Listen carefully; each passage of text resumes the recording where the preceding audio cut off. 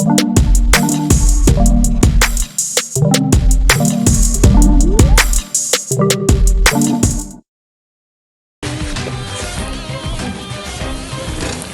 this is case number 407 on the calendar, the matter of Whitinger versus Povis. Thank you. You're welcome, Judge Parties have been sworn in, Your Honor. You may be seated. Sir, have a seat. Miss Whitinger, this is your mother.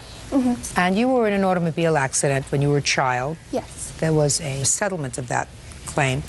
And when you turned 18, you expected to start to receive yearly or quarterly installments on that settlement.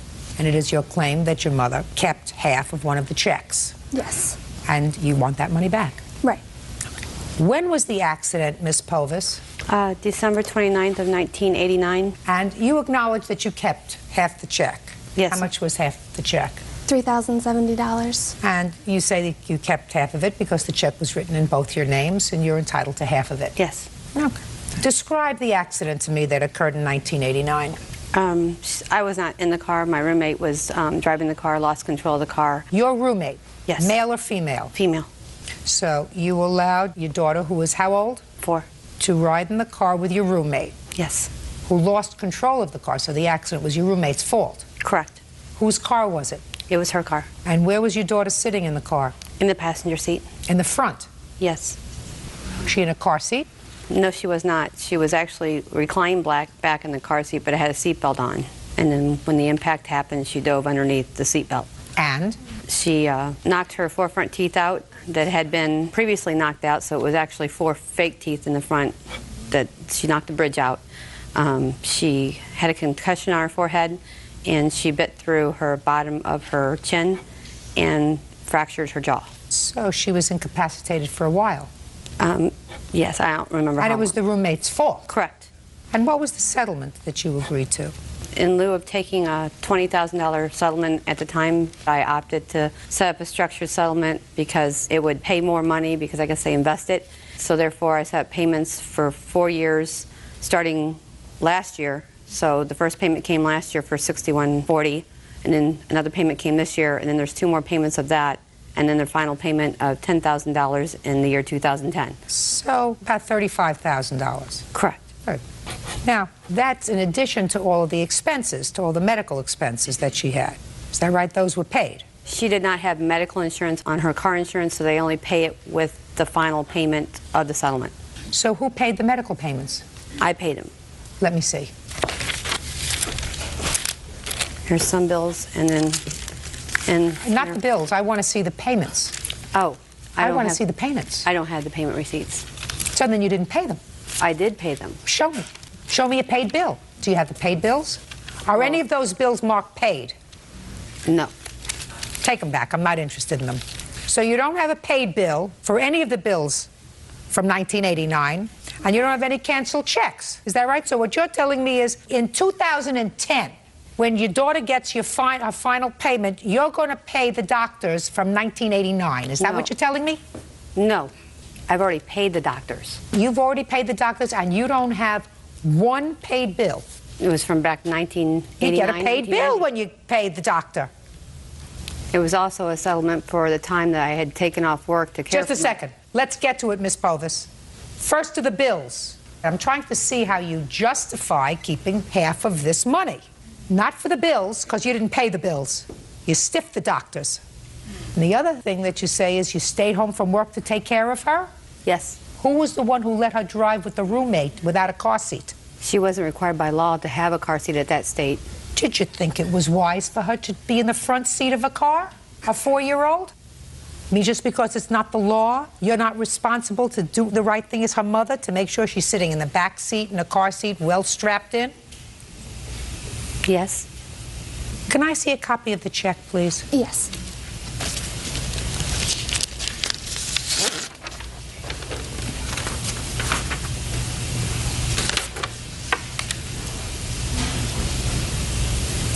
I want to see a copy of the settlement.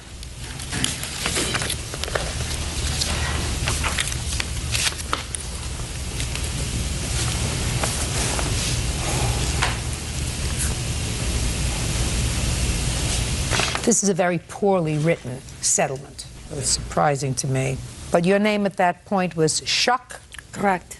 And you signed as parent and natural guardian of Angela. You signed on her behalf. Okay. Is that right? I signed the document, yes. On her behalf. That's what it says. As parent and natural guardian of Angela, a minor. Okay. I believe you. That's what they gave me to sign. So you understood that you were signing on her behalf as her parent. Because she was a minor, she could not enter into an agreement. So now you can explain to me why you're entitled to any of this money. Well, one, it was for reimbursement of my expenses, like I said. You didn't pay any expenses. I did pay expenses. I don't believe you. I believe you stiffed the doctors. I've never stiffed anyone in my entire life. Show me. Show me one paid bill, I'll believe you. One paid bill. I did not bring any of my canceled receipts. Today is the day. Today's court. Okay. Angela Whitinger says her mother, Deborah Povis, stole her settlement check from an accident when she was 4 years old. Angela claims her mother is trying to cash in on her injuries. So anybody can have bills. The paid bills show that you've paid the bills. Then I would consider them. And the checks were to be made out to both of us to compensate for both of us according to that judgment up there. The checks are to be made out to Angela Whitinger and, at that time, Deborah Yes, it says that they're going to be made out to both of you. So I want you to explain to me why you're entitled to any of this money. She was the one that was injured. She was injured, yes. I also took time off work. I was off work, I know, for at least 2 weeks. Show me that you took 2 weeks off from work. This is in 1989, 90. What were you doing in 1989? I was a bill collector. For whom? Central Hardware. Central Hardware where? In Bridgeton, Missouri. Is that where you still live? I live in the same vicinity, yes. Good. So why didn't you call them up and say, I need your payroll records to show that I took 2 weeks off from work to take care of my daughter? Exist. What? They no longer exist. Central Hardware is no longer in existence. Let's say you were working for Central Hardware and making $200 a week in 1989, maybe. That's $400. That's not $3,000. You aren't making $1,500 a week, Oh, no. were you? No. And you think you're entitled to half of all of this money, right? Correct. You're not. You're not. You signed this stipulation of settlement on behalf of your daughter. That money belongs to her. Period. End of discussion. Then why would my name be on the check? Because that's the way this judge signed the order. It's muddled. But just because you bear the title of mother doesn't mean you're entitled to any money. That doesn't sound fair, does it? That doesn't sound reasonable to you, does it? Just because you are her mother doesn't mean that you're entitled to profit from her injury, especially when you are profiting from her injury. If what you want is half of $34,000, you are profiting from her injury. I had medical expenses that exceeded over $4,000. And I'm going to tell you something, madam. You may have medical expenses that exceeded almost $4,000. I don't believe you paid them. And if you can produce paid bills from any of these doctors, you have the right to reschedule this case. But today was your day to come into court with proof. And you came to court with no proof. You came to court with bills that were still unpaid according to the bills. Because on the bottom, I can guarantee you, it says, please remit. Right? Correct. Please remit means that there's still money owed. So, if I'm wrong, produce a paid bill from half of those people. But if you can't, then how can you justify taking half of your daughter's money? The same thing I just told you about the $4,000. Listen, let's say a month from now you can produce bills for me for $4,000. Correct. I doubt it, because you're not going to be able to. But let's say you can. Why do you think you're entitled to $17,000? I only kept $3,000. So is what you're saying that you don't intend to keep half of the rest of the checks? Is that what you're saying? Correct. Until you're questioning. That's a question. Is what you're saying you only want to be reimbursed for what you spent out of pocket, and the rest of the money you intend to turn over to your daughter, and the most you've spent so far, according to you, which I don't believe, is $4,000? Correct. Fine. Then, right now, I am issuing a provisional judgment for your daughter in the amount of $3,000, which means you're going to turn over that $3,000 to her in 30 days. You have 30 days to send into the court paid bills from those people, from the doctor, the hospital, whoever else was involved. And if you can do that, then I will rescind the order. Is that fair? Yes. Can I say something? Yes, I just want to know if you think that that's fair. Yes. Good. Okay. I also found another, in the statement, or the settlement, it says that when it was settled, there was $9,166 that was paid. And of that sum, $6,666.66 will be paid to my attorney, and $2,500 will be paid to me for Angela's benefit. I know that the $2,500 is to be used only for Angela's benefit, and I will deposit that sum in a restricted account. I further understand that the balance will be held. Can I see that? Can I see Yes. what you're reading from that one? And I've never seen any of this money either. So that could... Can I see it? Mm-hmm.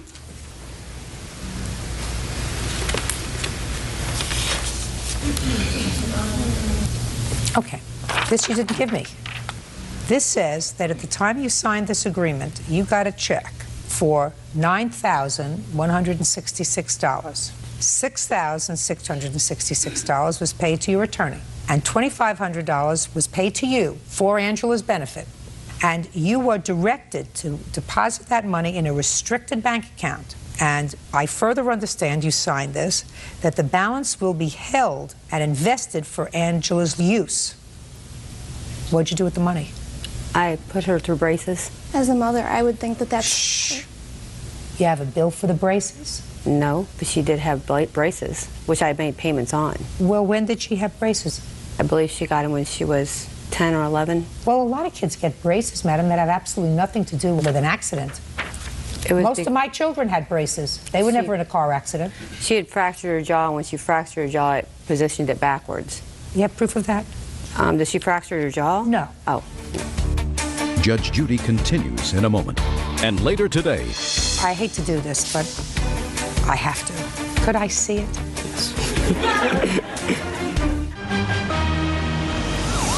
real cases, real people. Judge Judy. Angela Whitinger says her mother, Deborah Povis, stole her settlement check from an accident when she was 4 years old. Angela claims her mother is trying to cash in on her injuries. Okay, I've heard you, and I've heard what you're saying, which is now memorialized, that you do not intend to take any more of your daughter's money, that you intend to endorse the remainder of the checks over to her that she's going to be receiving in the coming years. That the only thing in question is the $3,000 that you kept from this year's settlement check, and that you are going to provide the court within 30 days of paid bills. If you do that, your daughter has acknowledged that any money that you were out of pocket as a result of this accident should be reimbursed to you, right? Right. Perfect. Judgment for the plaintiff in the amount of $3,000 to be held for 30 days. That's all. Thank you. Parties are excused. You may step out.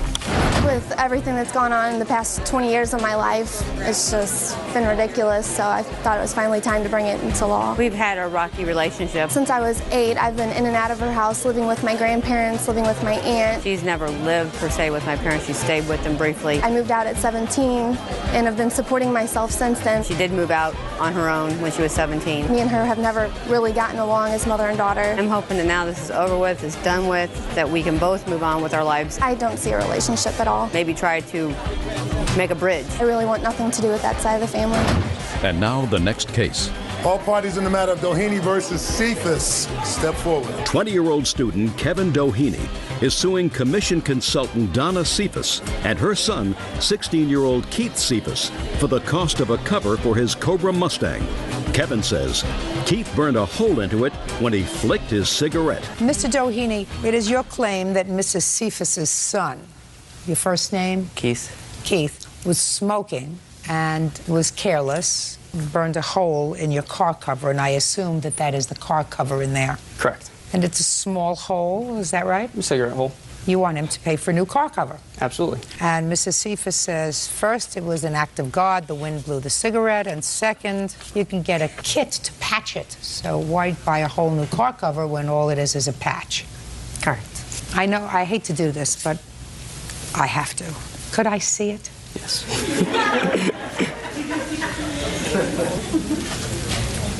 How big is that car cover?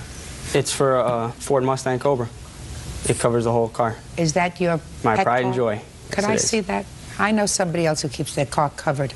I could never understand that. You got to take it off and get into the car and then put it on. Understand that?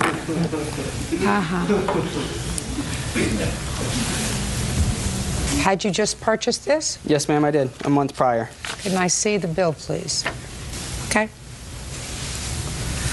And he's a friend of yours, is that right? Yeah, I tutored him in school. Okay. And I would help him out, work on his car and stuff like that.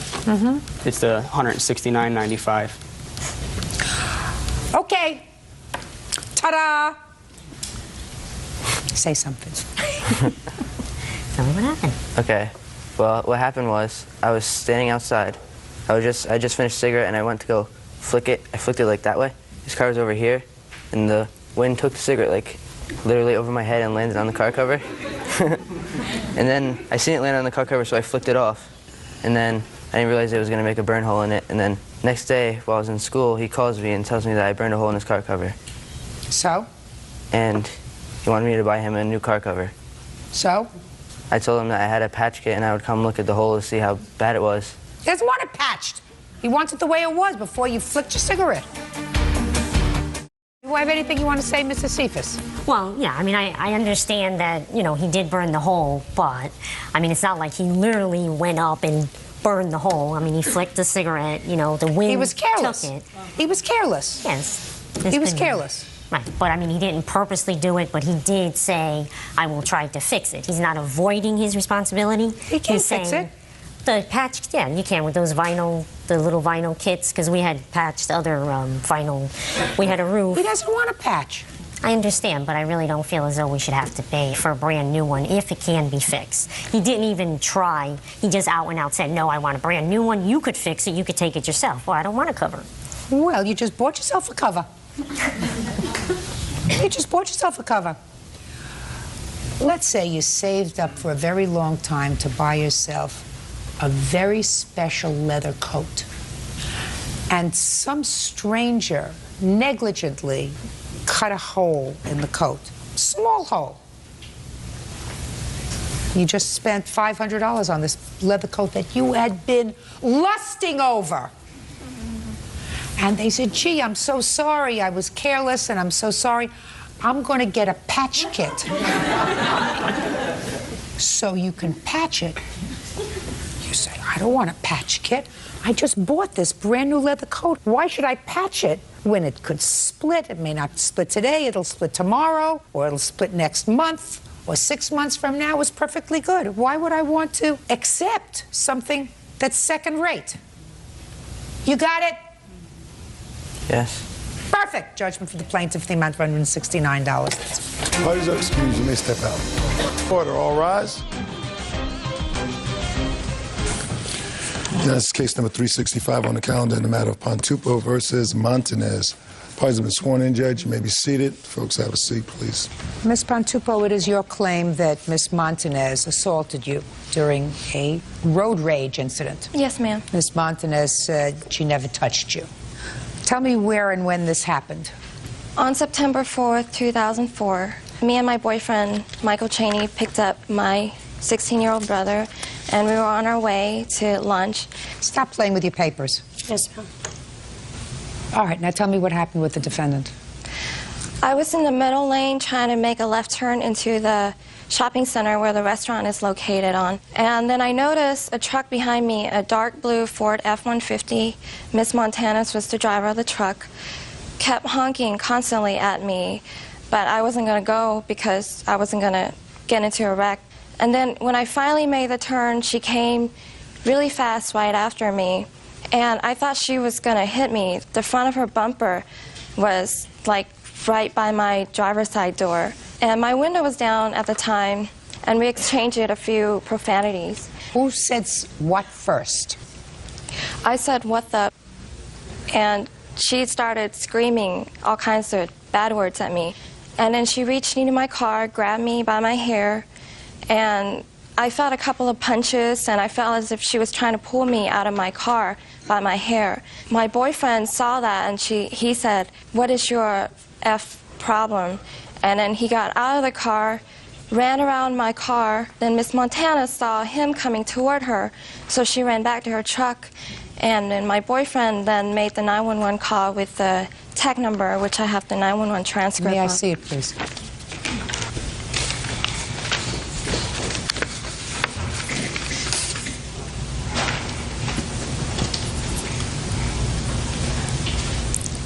Okay.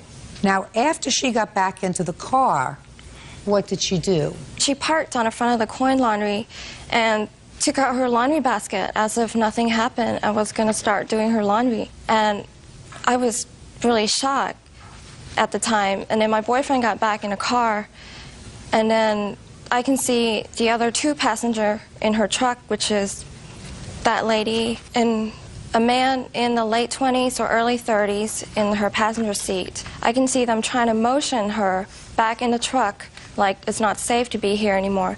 And then they drove off, and I was so mad after I realized what happened to me. I start following them into the parking lot. And after I followed them to a quarter mile, my boyfriend is still on the 911 call at this time. He told me, he said, "It's okay, it's okay." Okay, I got it.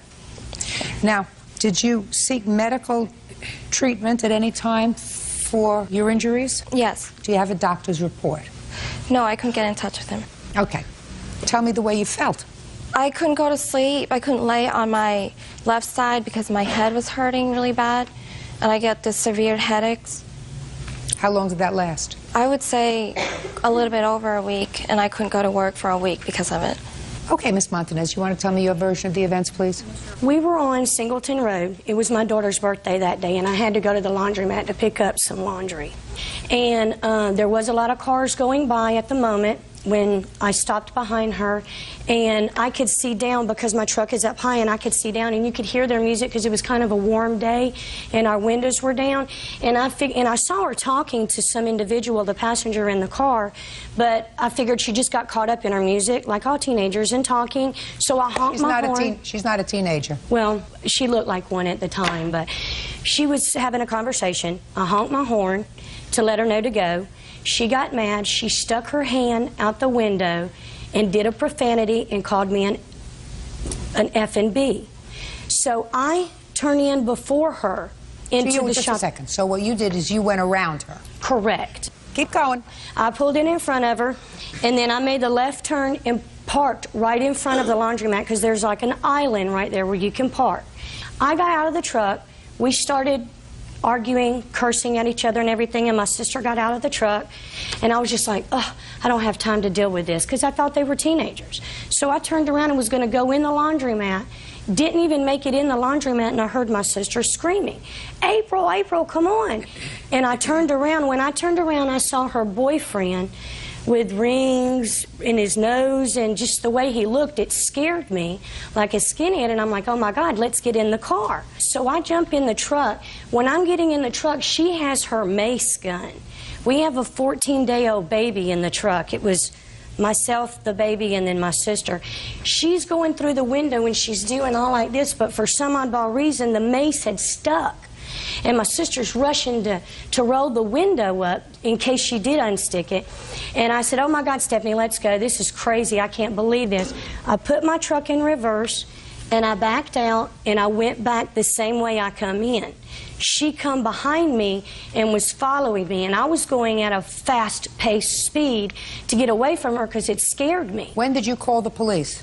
I didn't call the police. Right. You're telling me that someone tried to mace you in your car with a little tiny baby in the car, following you, a lunatic, and you never called the police? Well, Your Honor, the reason why I didn't call the police is because I saw her boyfriend. When I was coming back to my truck, he was talking to the 911 officer. Now, why and he said, write her tag number would down. you think they would call 911, and at the time they called the police, this is what they reported.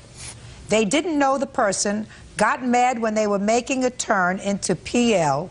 She started screaming, went around, got out, and hit the female in the face and pulled her hair while screaming at the female. He didn't say they're having a screaming match, didn't say anybody took out mace. Said, my girlfriend got punched in the face and got her hair pulled, and we don't know who this person is. And the reason why I didn't call at the time, Your Honor, I did not have my cell phone. I was just nervous, and I was ready to get out of there. Very good. Now, what? I have a police report from this incident, and she told a totally different story. Can I see the police report, please? To the police. It's a totally different story. You want to speak? You want to be very careful about what you say. You're the sister, right? Mm-hmm. You're the reason that they didn't follow up and press charges because you confirmed her story. Is that right? I want to tell you something. I'm smarter than the police. So you want to risk it? Get up. We understand each other? That requires an answer, yes or no? Yes. Do you understand me? Yes, ma'am. Do you choose to stand up and testify, or would you like to remain in your seat? I like to testify. Judge Judy continues in a moment. She beeped the horn. They had me. How many times did she beep the horn? It was like 2 or 3 times for her to go. 2 or 3 times. Your sister told me she beeped the horn only once. And later today, I accepted the gift if he would stop doing drugs and drinking. He did not. You were better off without opening your mouth. You were better off just standing there and looking gorgeous. real cases, real people. Judge Judy. Pirapon Pontupo says she was assaulted in a parking lot by fellow motorist April Montanez. Pirapon says April tried to pull her out of her car by her hair. Your name? Stephanie. You have a last name? Imes. You want to tell me the story? It's pretty much what my sister said. It's pretty much what your sister said? We were going to Kroger's. She was in front of my sister. It was busy coming traffic. She beeped the horn. They had me. How many times did she beep the horn? It was like 2 or 3 times for her to go. 2 or 3 times? Your sister told me she beeped the horn only once. It was like 2 or 3 times for her to go, like a rapid beep for her to go. So it was 2 or 3 times, but it was like 1 time because it was so fast. Yeah, it's like a rapid beep. Right.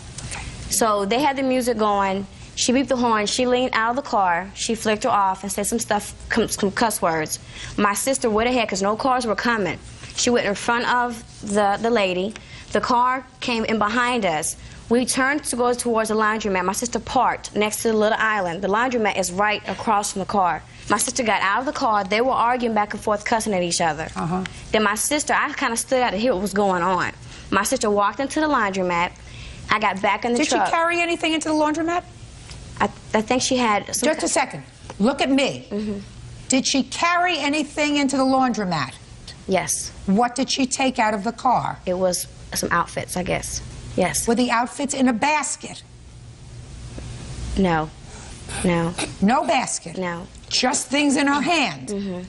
Now, what were you going to the laundromat for? To pick up some clothes, and I think she had to dry clean the clothes that she had for the party. But at the time that I was waiting for my sister, this female came up to the truck as I got back in.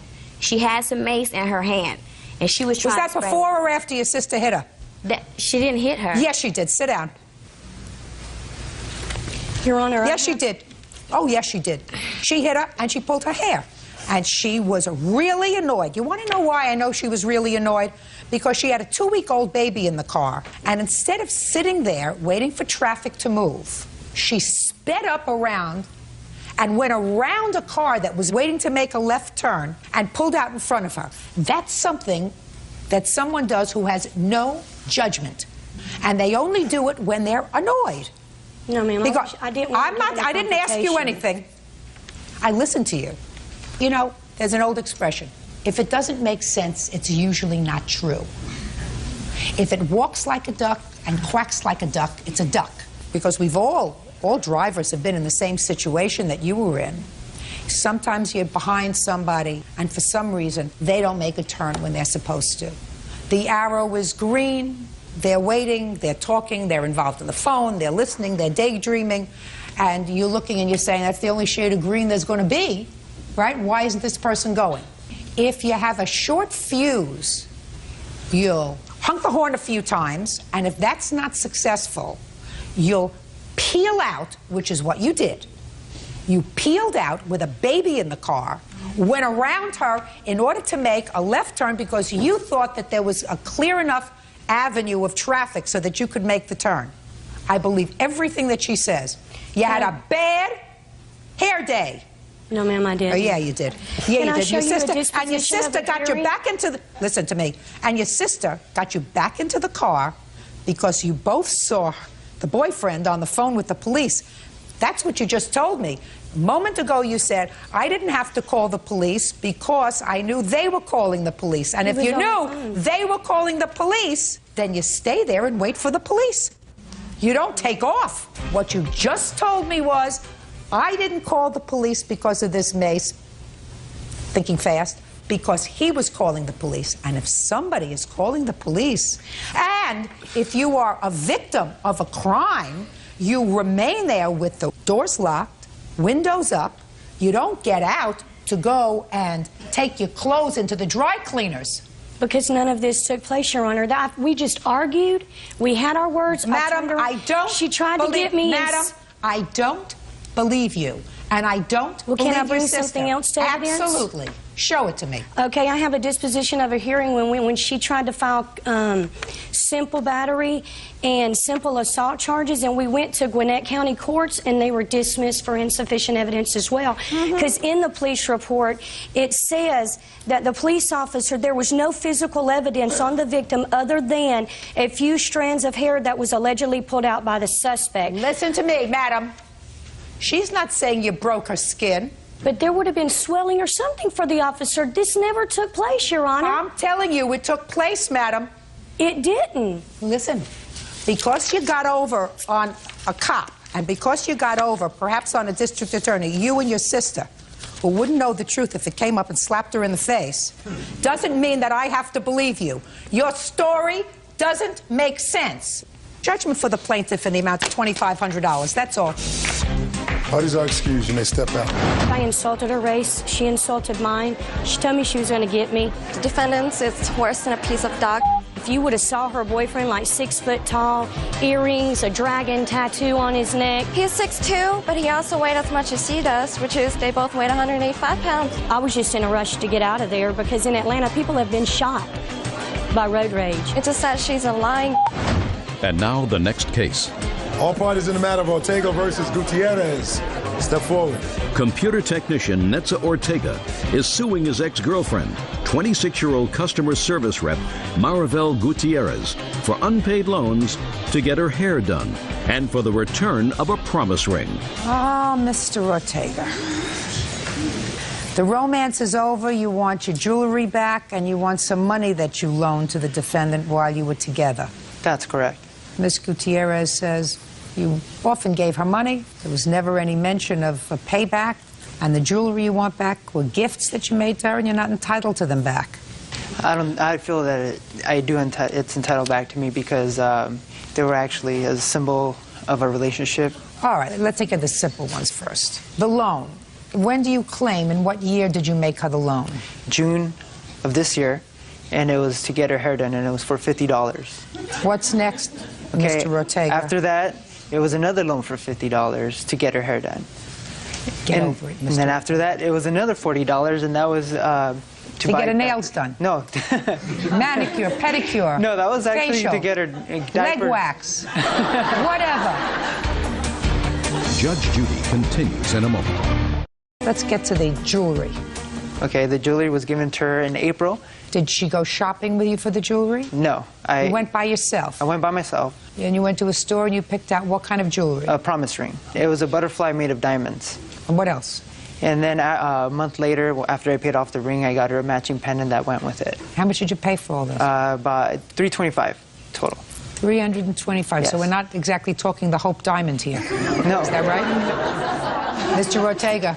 Yes. Is this your first girlfriend? No, it's not. How many girlfriends have you had? I've had about 4. Did you buy them gifts? I bought them gifts. And then you broke up with them? Yes. Did they give you back the gifts? No, because I didn't ask them for those because they weren't actual agreements. The promise ring was an agreement that we would stay in a monogamous relationship. And now that it's over, I deserve that I should get it back. Julie, 1 second. Miss Judy? Just 1 second. When you gave her the ring, what did you say to her? I said, this is a promise that we would stay in this relationship. You made her a promise? Yes. That's nice.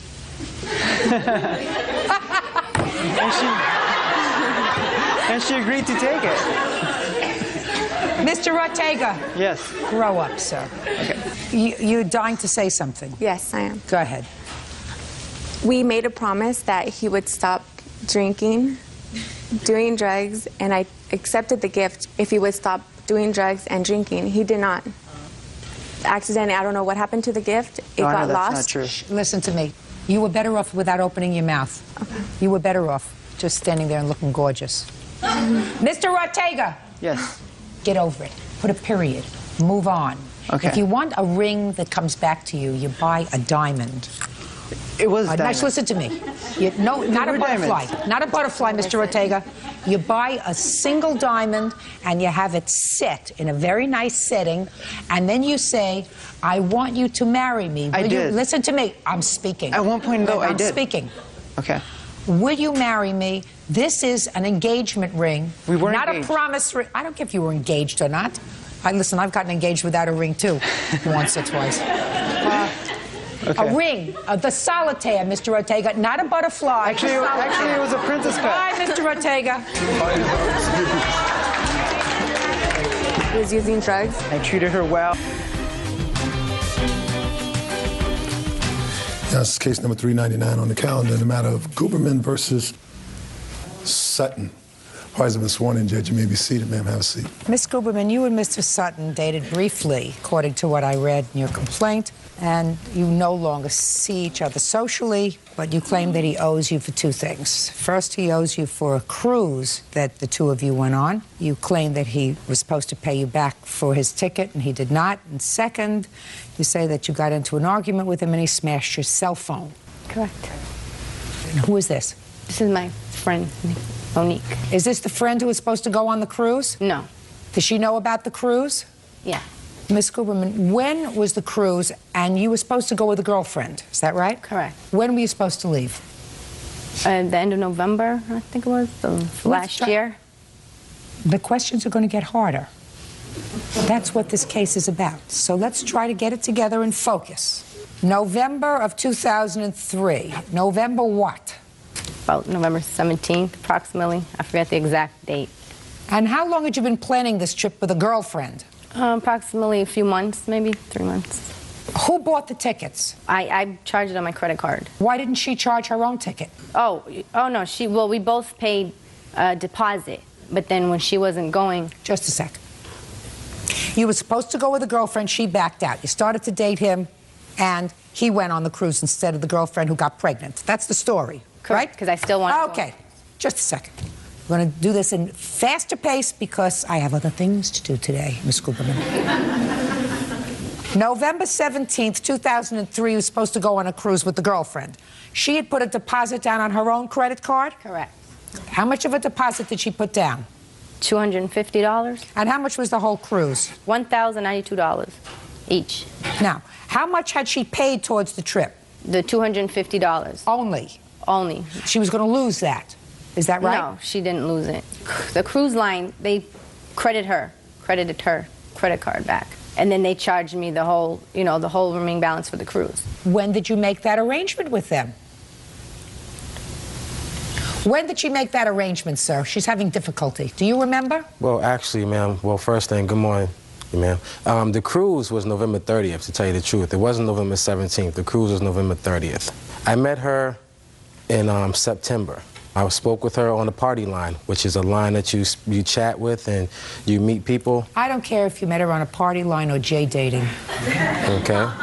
Mr. Sutton, when did she invite you to go on the trip? Well, a week after, like a week and a half after we met. In September? Yes. What did she tell you? She told me her friend was supposed to go on a cruise with her, and she bailed out. So she asked me, she was looking for a companion to go with her.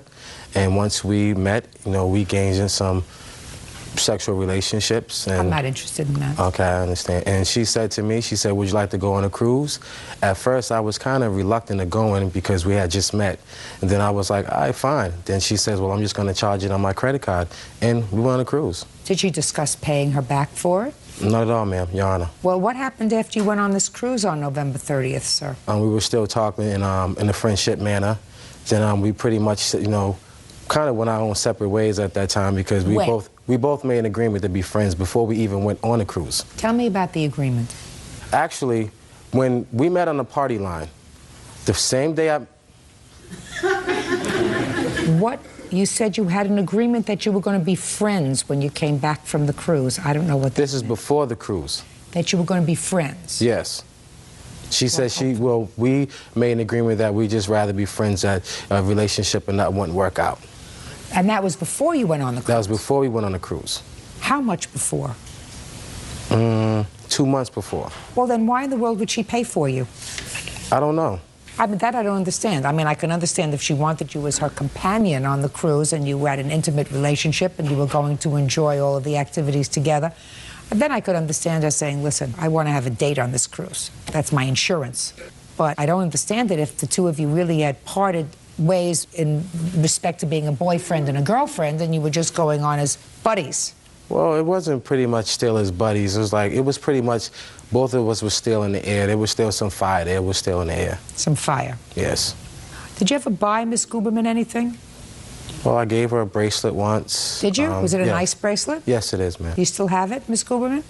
You're trying to think. No, I have it. It's broken. He said he found it. You found it? I did. I said to her, did you ever buy her anything? Yes, I did. I bought her several things. Tell me. Some stuff for her birthday from Like Victoria's what? Secrets, like T-shirts, lotion. What else? When we went on the cruise, I bought her a couple dresses. Okay, that's nice. Did he do that? Yes, but the lotion he bought me, he took back and rode on my car with it. So, you know, I don't have the lotion and the perfume he bought for my birthday. He took it back. Lamore Guberman says she met ex-boyfriend James Sutton on a party chat line. Lamore claims James owes for his share of a cruise and for smashing a cell phone. When you came back from the cruise, when did you ask him for money? Just whenever he had, I said, can I, you know, you pay me back when you have it. So he was making payments. Did he give you any money? Yes, $550 altogether. Is that right, sir? Not at all. Show me. He paid cash, but I just have, like I marked it on the calendar. So before going on the cruise, I think he gave me $100. And then on here, this is like where it's highlighted. I have how much he gave, all the payments that he gave me. So I would keep track of it.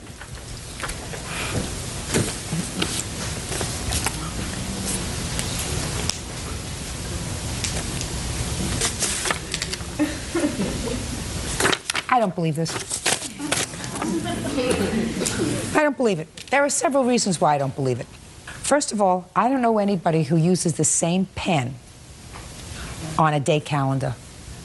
In order for you to use the same pen on a day calendar just for certain entries, you have to be a really organized person. You have several different pens for certain things.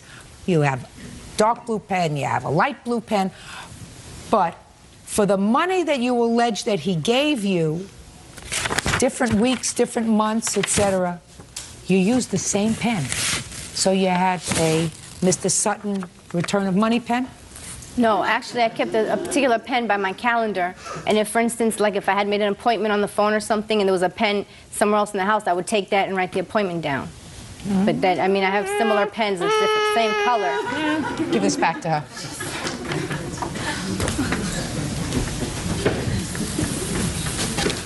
Those calendars come under the category of baloney, Miss Guberman. Now you want to get to the cell phone? Well, we had gone to an argument on the way back from the mall. When? In October, the 4th. October of what year? This year. 2004? Correct. So you were still seeing each other, had contact with each other a year later? Correct. Okay. And actually, when we officially broke up, that's when he stopped paying for the cruise, but...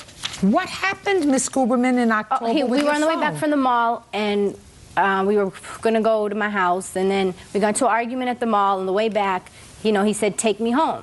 So I was proceeding to take him home, and then he asked me, oh, well, we're going to your house. I said, no, you want to go home? I'm taking you home. So when he realized I was taking him home, I had to stop at a stop sign, and as soon as I stopped at the stop sign, he grabbed my shifter, threw it in park, got out the car, grabbed the phone, smashed it on the ground, and then walked off and left me with a broken shifter, and I was just standing there until someone came and helped put my shifter back together because I couldn't move.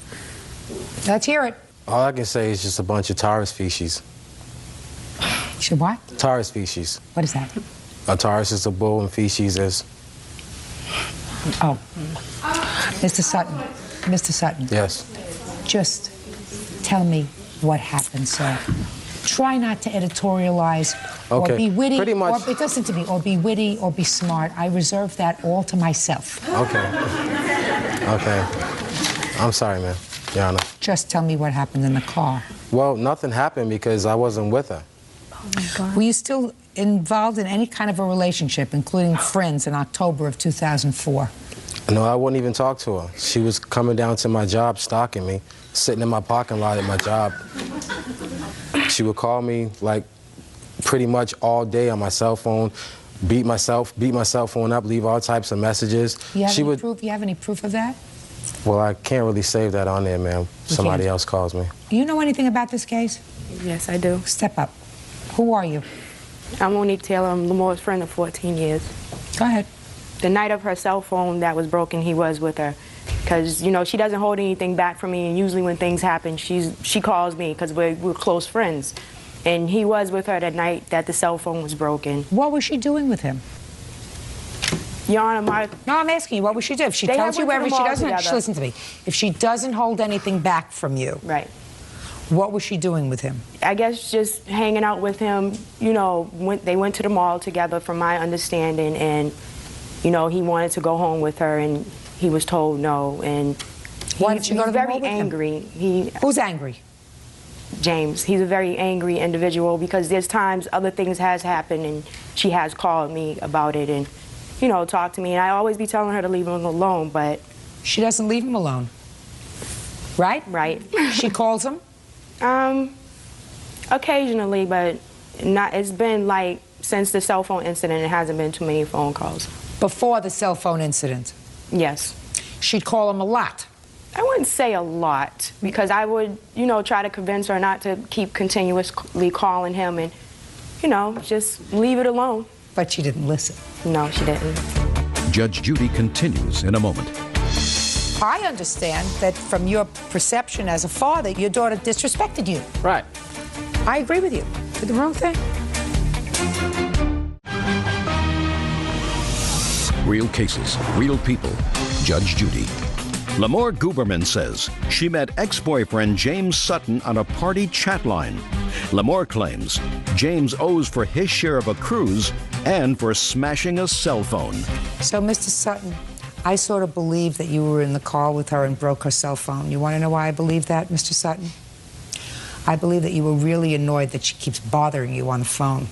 There's a logical extension to breaking her phone. Do you understand? I understand what you're saying, but... Good. How much was your phone? Altogether, it was $194.99. Let me see. And this is the phone. But, Mr. Sutton, I do not believe, sir, that you agreed to pay her for this cruise. I think that she met you, she wanted a date on the cruise, she invited you to go along, and there was absolutely no mention of you paying her back. And that was over a year ago. And you still didn't pay her back. And she's still with you, in the car, going to the mall. Right? Good. Right, that's part of the reason why I would call him, is to ask, can you pay me some money? Are you going to give me some money? No. Swear to God. No. Not for somebody who's violent. You don't call somebody violent for that reason. Because it was on my credit card. And you met him in September, you invited him to go on a cruise in September. Mr. Sutton doesn't look like the kind of person who becomes instantly infatuated. Oh, that's a lie. Well, maybe yes, maybe no. He certainly seems like a cool enough character to me. Judgment for the plaintiff in the amount of $194.99. That's for the cell phone. The cruise, you're on your own. That's Can I say all. one thing? Parties are excused. You may step out. Oh my God, I didn't finish. I guess if I get back together with him, he'll pay me the rest of it, then we can break up, you know, something like that. She's a very sarcastic person. You know, she doesn't know how to take anything serious. The sparks were kind of fizzling at the end, but he was trying to make the sparks come back. She just got hypnotized by me. That's all that was. He was a bad seed once I just knew the things he was doing. What was done, I mean, just move on, that's all. And now the next case. All parties in the matter of Garnica versus DeLaza, step forward, please. Deli manager Martha Garnica is suing her ex-husband, produce manager Alan DeLaza, for the money he promised to pay for their daughter's 2000 Ford Mustang. Alan says their daughter disrespected him, so the deal's off. Ms. Garnica, this is your former husband. You have two children together. We do. You called your former husband and told him that you wanted to buy your daughter, I assume this young lady's, pretty young lady, a car for her birthday, and asked him if he would contribute to the car. So far, is that correct, sir? Close enough. Close enough. And your former husband agreed to give you $2,000 towards the purchase of that car, $1,000 from one fund and $1,000 from a different fund. Close enough? Yes, Your Honor. Yeah. He gave you the $1,000. Yes. The $1,000. Yes. In reliance on his promise to give you the $2,000, you went out and purchased your daughter a car. Yes, I did. How much was the car? $5,000. And you purchased her this $5,000 car because your former husband had agreed, made a contract, so far, right, to give you $2,000. And then, against his wishes, this young lady went ahead and got your permission to have a belly piercing, right? Kind of. Right. She had discussed it at one time with her father, who said, I don't want you to do that, right? Right. And you went and did it anyway. Yeah. I mean, the whole thing is stupid to begin with. Why anybody would want to pierce their belly button, I haven't a clue. Get stuck on your sweaters. I don't know why anybody would want to do that. But that's just an older person's perception of why young people pierce their bodies and say, look at me, look at me, look at me, I'm different. You know, people should look at you because you do things that are creative, intelligent, smart. You've made something of yourself. You know, sticking things in your body doesn't cut it for me. Your father says you got your belly pierced, you don't get the other $1,000. Right. Unfortunately, you're wrong. You're not wrong to feel as if your daughter did something that was not right, but your contract was not with your daughter. Yes, it was. No, no, no. Your contract was not with your daughter, sir. Your contract was with your former wife. You may have been contributing to buy your daughter a gift, which is what you say. I was buying my daughter a gift. She went against my wishes. I'm not going to give her the gift. You made a contract with your wife because once she went out to purchase that car, relying on your promise to give her $2,000, you had a binding agreement. Now, I'm teaching you contracts. I'm giving you a basic course in contracts. If you had said to her when she called you, I will give you the $2,000 towards Amanda's car, but there's a condition. And the condition is she not have a body piercing until she's old enough to consent to it herself. If you had said that to her, and if she had had the body piercing, you would be absolutely right. You would be able to say, she breached the agreement, therefore I don't have to pay. But you did not have that as a condition of your contract with your former wife. Do you understand? Now, do you understand what I'm saying to you? Yeah, I understand. Okay. It's just... I understand that from your perception as a father, your daughter disrespected you. Right. And you don't reward somebody for being disrespectful and for doing the wrong thing. I agree with you. Did the wrong thing. But that doesn't vitiate the contract that you had or do away with the contract that you had with your former wife. Do you understand? So while I'm sympathetic to you, you owe her $1,000. Pay her. That's all. Thank you. Parties are excused. You may step out. They could have asked me, you know, and I could have thought about it. I didn't see there was a reason why. This is case number 55 on the calendar in the matter of Dennis versus E.B. Parties have been sworn in. You may be seated. Have a seat, please. Miss Dennis, how old are you? I'm 21. Are you an only child? I have 2 sisters. Is this your dad? Yep. This is your complaint. Mr. Eby Yep. is the prize. He is also the defendant. This is his wife? Yes. He separates from his wife in August. You take up with him almost immediately. Yes. Did you know he was separated at the time? Yes. So you knew he was married? Yes. How much after he left his wife did he hook up with you? In October. No, you met him before October. You moved in according to your complaint in October. He lived next door to my parents. With his wife or after he separated? Both. So as soon as the wife moved out, you started dating? Yeah. Big mistake. Did your father tell you it was a big mistake? Yes. Right? Right. How much of a big mistake did you tell her it was? I told her it was a big one. I told her it wouldn't have been worth it. So she moves in with him in October. Now, at that time, did you rented your own apartment? I had my own place still. And when did you become pregnant? November. birth control sound familiar to you? Yeah. What did you say to her when you found out not only was she living with him, but she was pregnant?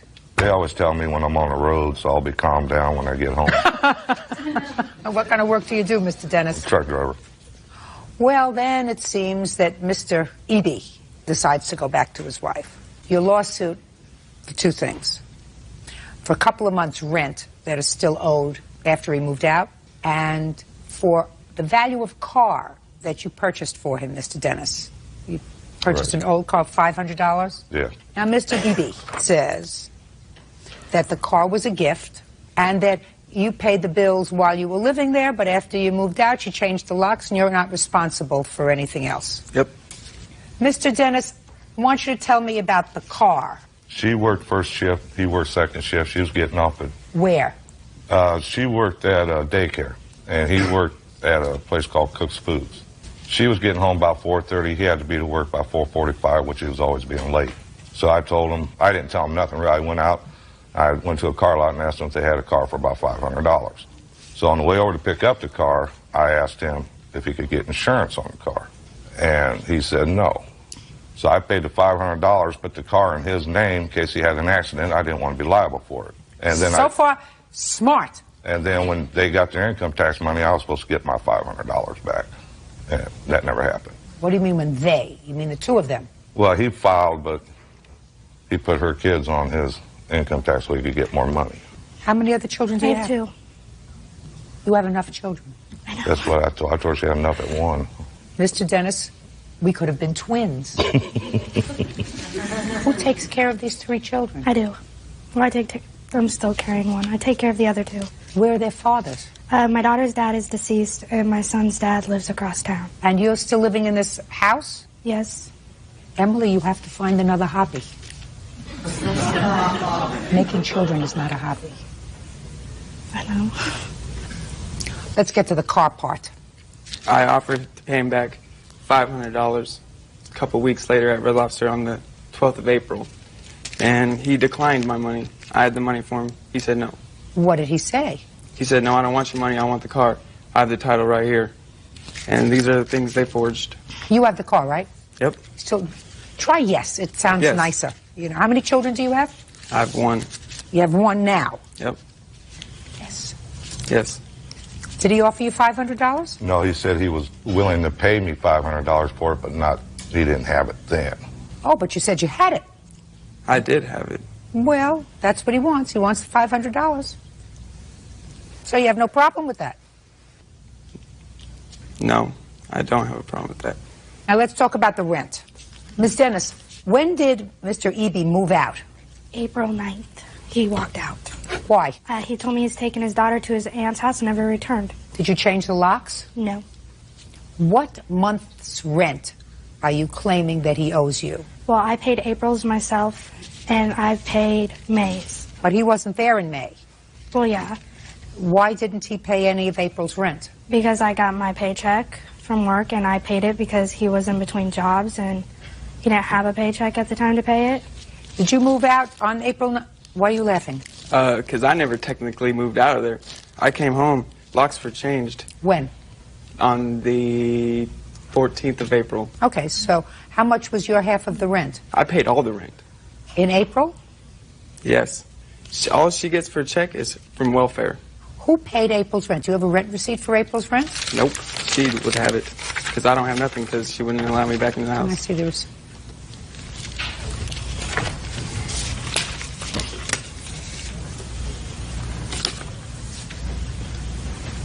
Did you give her cash to pay the rent?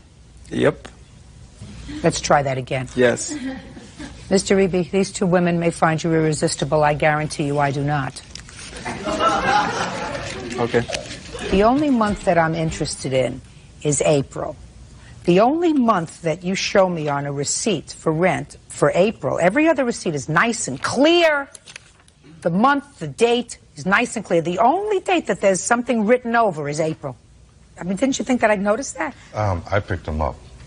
What happened here? I don't know. I didn't look Well, at him. I don't know either. You get money from social services? No. Other than your job, how do you support yourself? My son's dad pays child support. You get Social Security for your son, for your child whose father is dead? No, I don't. Why not? Because he didn't work. Another winner. You help her? More than we should, but yeah. What is she going to do after her lease is up? She's moving into our house. Who else lives in your house, Mr. Dennis? All of them. That's why I drive a truck. You have 3 children? 3 Yes. children? Mhm. She the only one with children? No, How many of the others have children? all of them. Mr. Dennis, you missed the class on teaching your children birth control. No, they missed the class on listening. They missed the class on listening. All right, now, Mr. Eby, you have a counterclaim, if Well, my I'd memory like to is go back correct. for a second. What? Things they had forged. You mean forged with regard to the car? Yeah. Listen to me very carefully. Put that down, sir. Put the papers down. Other than the fact that you told me that you agreed to pay him back, and you said to him, here's $500. I'm going to pay you back for the car. I would have ruled in your favor because there was no loan agreement. But you agreed to pay him back. So you're going to pay him back, and I don't care if they forged the Declaration of Independence. You're going to pay him back for the car. I offered him, he said no. Now he says yes. Now you're going to pay him back for the car, not for the rent. She lived there. She's going to take care of the rent, and she has taken care of the rent. Now, let's get to your counterclaim. My counterclaim is for my living room set that she still has, my entertainment stand, TV, VCR, movies, Xbox, etc., washer and dryer. Now, did he purchase all of those things? No, he didn't. Who purchased them? I did. All of them?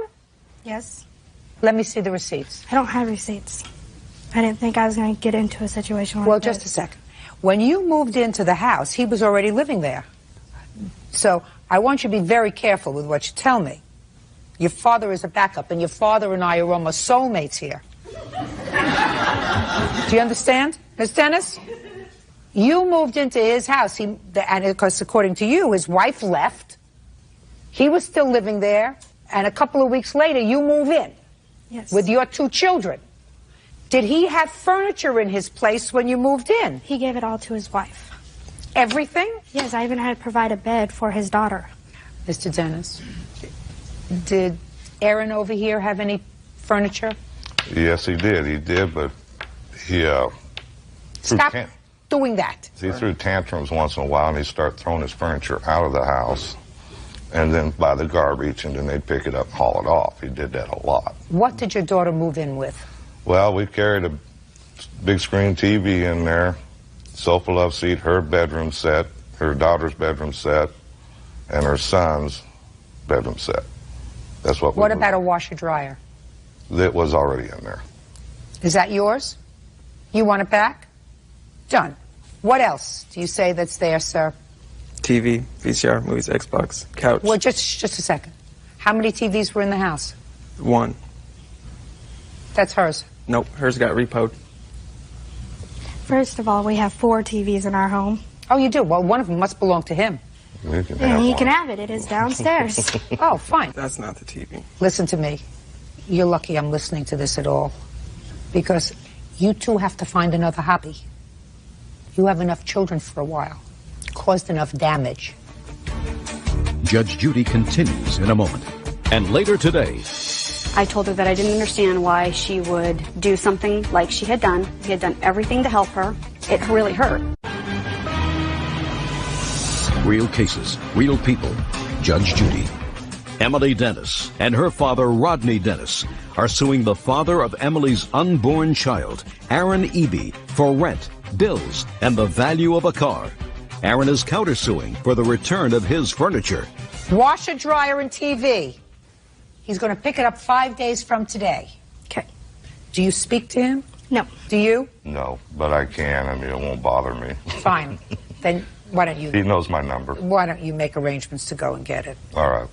So, I read your answer, Mr. Eby, and according to you, you're not even sure that this baby that Miss Dennis is having is yours. I have a feeling it is. But I'm sure you're going to do a paternity test. Yes. Which is a very good idea. And that means that the two of you are going to be joined in some way for the next couple of decades. So I suggest you start to act responsibly and reasonably towards each other. And he has a very calming effect. At least he did on me, had a very calming effect. So I suggest you keep him as a friend. Do you understand? Yes. Do the right thing with him. He's tried to do the right thing with you. Got it? Yes. Good. You took him back? Yeah, I did. No, I didn't. Yeah, I did is fine. Yes, I Good. did. Shh, say nothing. Sit down. You taking him back is your problem, not mine. Very good. Judgment for the plaintiff in the amount of $500 on the counterclaim. You'll have the property as I outlined it in 5 days, and Mr. Dennis will take care of seeing to it that it's picked up. Thank you. Parties are excused. You may step out. They went out to my car, stole the bill of sale, forged my name on it, He moved in 2 weeks after I left. He was no good. trying to get me a ticket because the cops were going to write me a ticket for possession of a stolen vehicle. He left me for his drug addict wife. All the furniture was ours. I'm carrying his child. Yeah, I'd like to have him be part of it, but, you know, if he ain't, I can pick up the pieces from there. And now the next case. All parties in the matter, Herzog versus Emery. Step forward, please. Kimberly Herzog is suing her former nanny, 24-year-old Sarah Emery, for a loan to pay her bills, lost wages, and daycare costs. Sarah says Kimberly is possessive and controlling. Ms. Herzog, the defendant was working for you as a nanny, and according to your complaint, you loaned her $1,000 because she was having some back surgery. The arrangement was that she was supposed to pay you back. You were going to deduct a certain amount of money when she returned to work from her weekly salary. So far, am I correct? Yes. And she had the surgery, and then, according to you, she left your employment. You want your money back. Correct. And Miss Emery said that you fired her without good cause, and that's why she couldn't pay you back. When did she come to work for you? She started working for me January of 2004. How many children do you have? I have 2. When was the surgery? January Of 2005. 2005. So for the year that she worked for you, from January 2004 till January 2005, was her work satisfactory? Yes, until the very end, which actually led to the dismissal. I had spoken to her on multiple occasions. About what? About making my child sit on a couch for 3 hours while my other child was sleeping. That's not true. When did she borrow the money from you? She borrowed the money on January 14th. So she borrowed the money after you had conversations with her about her performance, her Yes. work performance. Was she scheduled to be out of work for any period of time? Yes, she took 2 weeks off. And there is no issue as to whether Ms. Herzog loaned you the money? Correct. Well, now I'll hear your defense. Okay. In January, I gave my 2 weeks after I came back to work on Monday. Tuesday night, I called her and I told her I was going to stay with my sister, and she got angry at me and told me that I had to stay at her house. Well, was it your usual routine to sleep at her house? Or were you Yes, I was a live-in nanny, so I stayed at her house. So why were you going to stay at your sister's house? It was, she expected me to hang out with her and spend time with her at night when I was off duty. And I didn't think that I should have to stay at her house when I was paying her rent or spend time with her family if I didn't want to. So what did you do? We got in a big argument, and I told her that if I wanted to stay with my sister, that I could. And she got angry at me and then started accusing me of things with the boys, of not caring for them the way I should, and that I loved my nephew more and all this stuff that wasn't true. And we ended up getting in a fight, and on Wednesday I couldn't handle anymore, and so when she was at work, I moved out. When you moved out on Wednesday, how did you intend to repay the $1,000? I was going to make payments from... I gave her 2 weeks notice, and I was going to be able to get a job within that 2 weeks and pay her back. But 2 days later, she fired me. I tried to get unemployment, and she's fighting me on that. She's trying to do anything she can to ruin my life. How are you supporting yourself? Right now, I finally started to get unemployment from the state. Go ahead. Let me hear what happened between Wednesday and Friday. On Wednesday, I come home, and everything was moved out of the house. And she quit? And she quit. And she had my kids the whole day that she had done this. Fine. She quit. Yes, Did she work for you on Thursday and Friday? Yes. I didn't have anything else I could do at that point. Okay.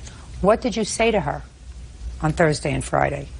I told her that I didn't understand why she would do something like she had done, move out of our home like that, quit. We had done everything to help her. It really hurt. It hurt to help someone so much and not... Did you fire her on Friday? I did not fire her. I rendered her services at that point. I couldn't trust her in my home. So you fired her? You let her go? Tell me what you did. I just came home and I gave her money that she had worked and let her know that at that point on I did not want her watching my children.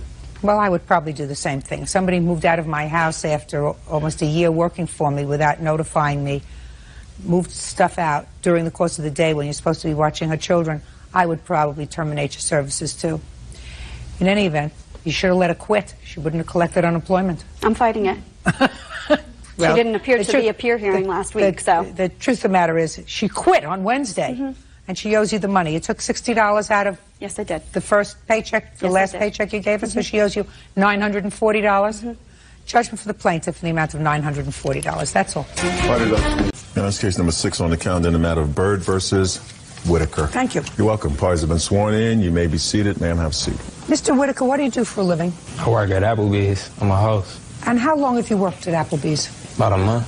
Prior to that, what did you do? I didn't do anything. How old are you? I'm 19. Who do you live with?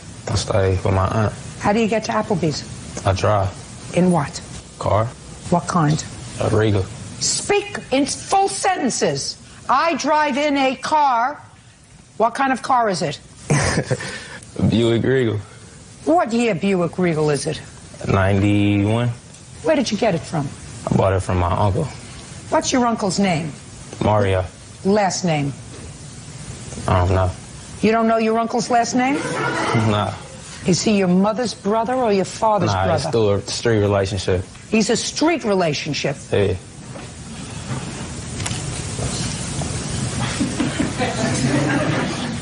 You ever spent any time in jail, Mr. Whitaker? Yes, ma'am. When was the last time you spent time in jail, Mr. Whitaker? March through July of last year. For what? Possession of stolen property. What kind of property? I really don't know. I didn't have really much to do with the case. I just took I don't whatever deal they understand a gave me. word you're saying. That's because you just cut me off. What kind of stolen property? Computers or something. Computer? Yeah. What does this have to do with this case? You asking me a question? I don't Yeah. answer your questions. All right. Now, if you spent some time in jail, that means it wasn't your first experience with the criminal justice system, Mr. Whitaker.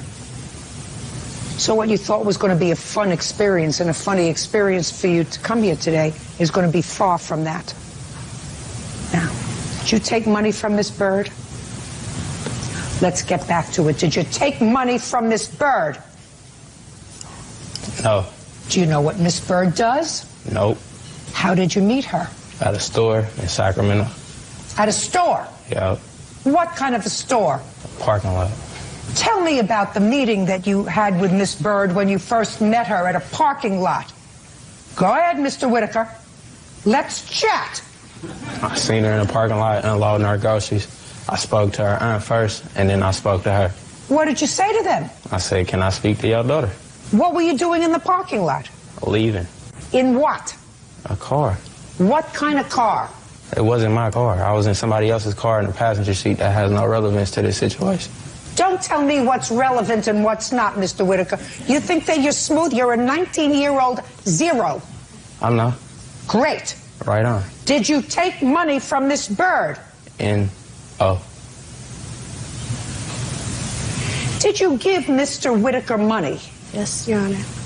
I gave Mr. Whitaker a total amount of $7,100 on 4 different occasions.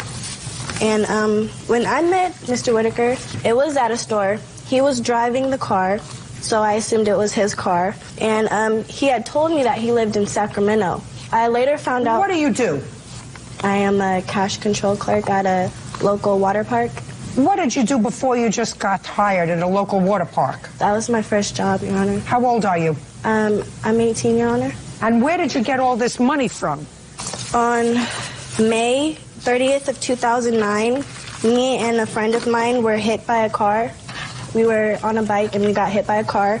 We settled the case for $23,000 And after my attorney's services and all the other costs, I was awarded $16,313.80. And I did not physically get the check until December 3rd of last year. How did the charming Mr. Whitaker know about this money? He did not know about the money until the day I was going to go to sign the check. And he was at my aunt's house, Miss Ricardo, and I told him that I had to leave, and he had to leave too, so I could go to the lawyer. What kind of car was he driving? He did not drive to come see me that day. He took the Greyhound, and my aunt picked him up from the bus station and dropped him off at the bus station. You must have liked her, Mr. Whitaker, if you came by bus to her house. Yeah, naturally. You must have liked her. Yes, ma'am. And you must have made arrangements for him to come there by Greyhound. Is that right? Yes, I did. Why did you have to go the day that he arrived to pick up this check? Because I had already made an appointment with my lawyer. Why didn't you tell Mr. Whitaker, don't come down that day? I made an appointment with my lawyer. I'm not sure. Now, I didn't say to you, you have an appointment with a lawyer? What do you have an appointment with a lawyer for? He did. And what did you tell him? That I had gotten hit by a car and I was going to get my check for my settlement. And that was the first time he knew about it? Yes, ma'am. How long had you been going out at that time? I'd say about 3 months. And how far away did you live from each other? I'd say about 80 miles. Now, show me where you deposited your check into your bank account. I didn't actually deposit that much money in a bank account. What'd you do with it? I had split it up into a savings account. That's okay. Show me. I want to see deposits on December 2nd, 2010.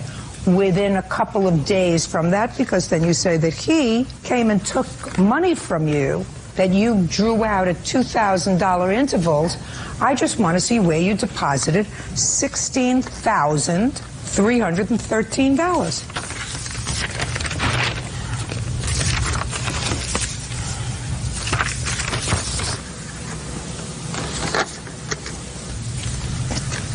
Now I want you to tell me about Prince Charming over here. Okay. He had asked me for the money on the 3rd. I told him that the check had to wait to clear, so I called him when the check did clear, which was on December 10th. December 10th is when he came down here on a Greyhound, and he stayed for the 10th and the 11th. Those 2 days, I gave him $2,000 on each day, because the bank would only allow me to take so much out. What did he want the money for? He said he wanted the money so he could buy a car, and he was also going to get me a car from his uncle. His uncle? You mean his street uncle? Yeah, his street uncle. Street uncle, right? Is that what you told me earlier? Mr. Whitaker, is that what you told me before? You got it on tape, The street uncle, the same one that you bought the 1991 Buick from. Am I keeping you awake, sir? Judge Judy continues in a moment. And he says, I asked him, he said no, N-A-W. Which actually, you know, if you wrote no, it would have been less letters.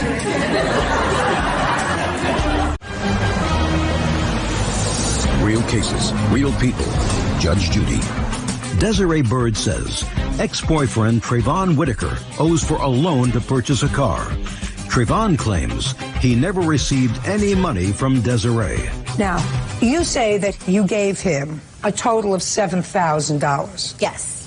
And he was supposed to buy you a car as well as buy a car for him? Yes. No. I didn't hear anything about a loan. Well, he asked me for the money, and he said he would pay me back. What was he supposed to? Every paycheck. He wasn't working. He lied. He had a job at his uncle's restaurant. What was he doing for his uncle? He was taking orders. Okay. Now, he was supposed to buy you a car. Yes. What kind of car was he supposed to buy you? He sent me a picture of the car. He did? Yes, he did. Do you have it? Yes, I do. I'd like to see it. Okay.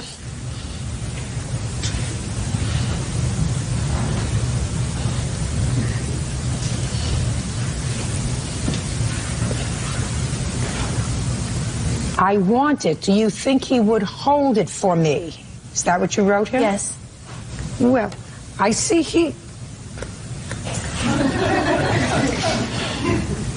It doesn't work anymore. I could change the settings so it won't go blank.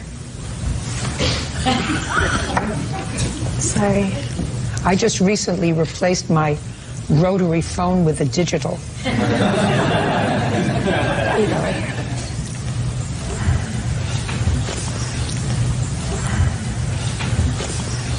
I'm just curious, who picks the names? Like what, his contact name? Yes. Oh, I did that out of anger, Your Honor.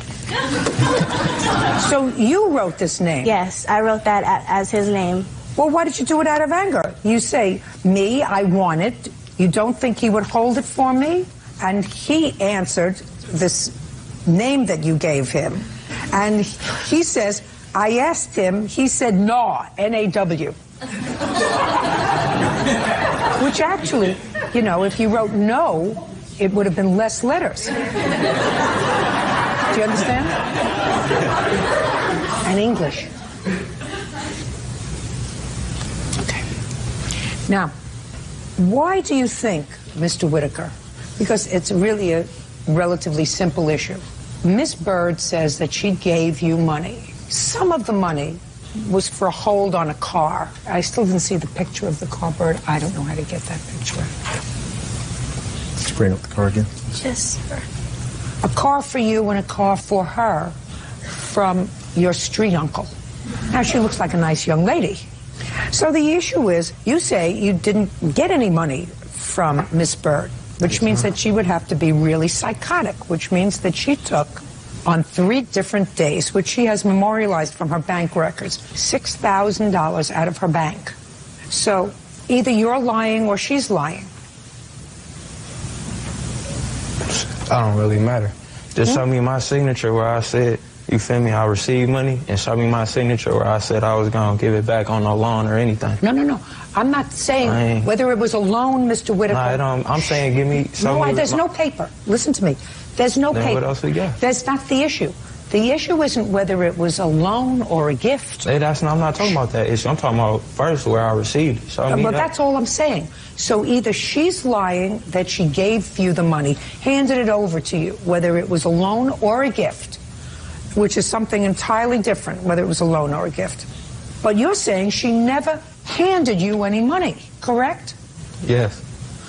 So could you explain to me what you believe her motivation for saying she gave you, somebody who has a marginal job, very little income? I mean, she could pick somebody else that she gave money to. You know, she could say she gave money to Petrie Hawkins Bird. He makes a good living, right? Why would she pick somebody who makes no living to say, I turned over money to them? You said why? Why? Why are you going to ask me what's she going to do? No, I'm asking you, what would be her motive? If she was going to pick on somebody, let her pick on somebody who has money. She picks on you, you have nothing. I don't know. So you think she must be crazy, right? Maybe. You think she's crazy? Maybe. All I know is I ain't signed nothing, and I don't got it. You don't what? I didn't sign nothing. I don't know nothing. No, I didn't ask you whether you nothing. signed anything. I know you don't know anything. I didn't ask you if you signed anything. You don't have to sign anything. That's how I make my living. If people signed things, I wouldn't have a job. Then it would be easy. I would say, you signed this, you owe the money. All right, let me ask you this then. You don't have to sign anything. She just said that she texted me saying that my uncle had a car for her, right?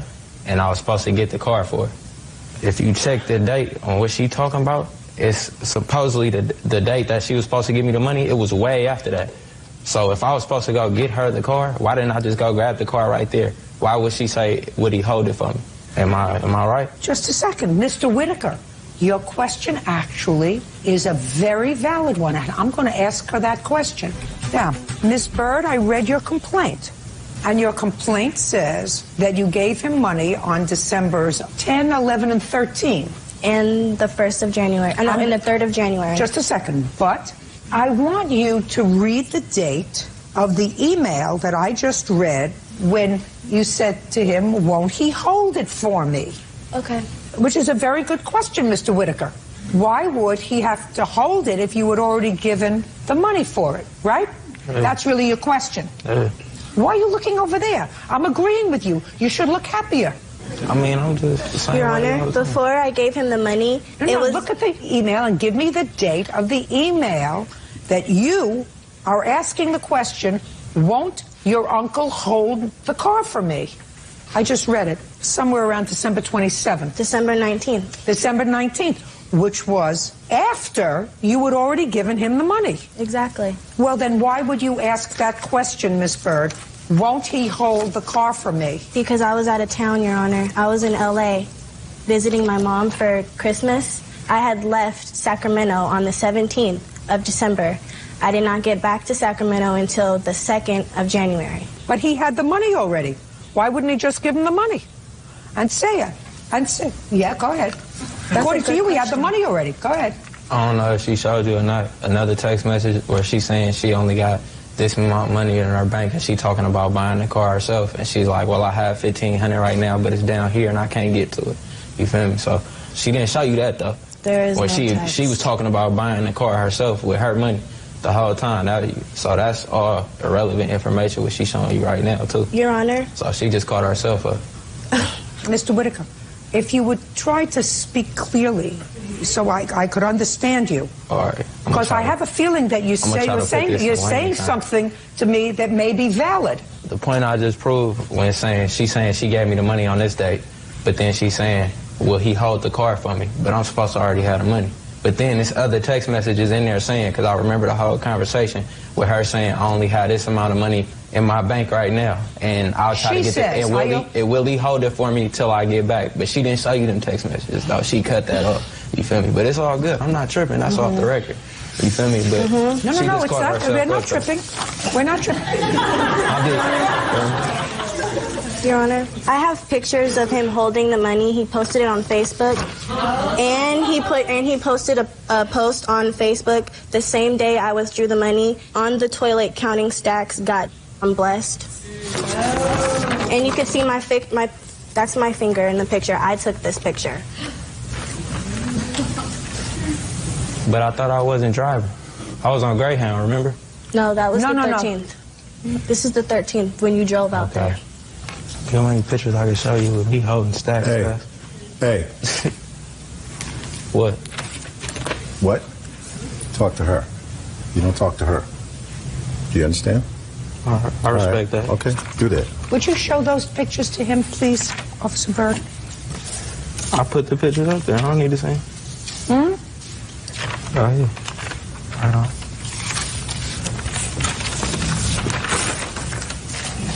I mean, I can show you plenty of pictures of me holding money. That's not the problem. Plenty of me in the pictures with other people holding money. That don't prove nothing. On December 13th, did you post this? Yeah. This? Yeah. You want to read it out loud?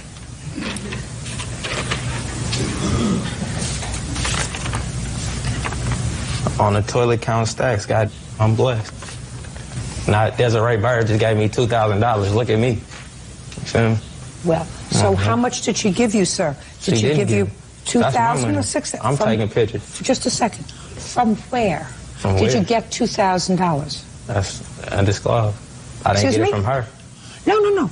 Did you make it at Applebee's? I made it everywhere. Excuse me? Everywhere. From different stuff. I saved my money. Just curious.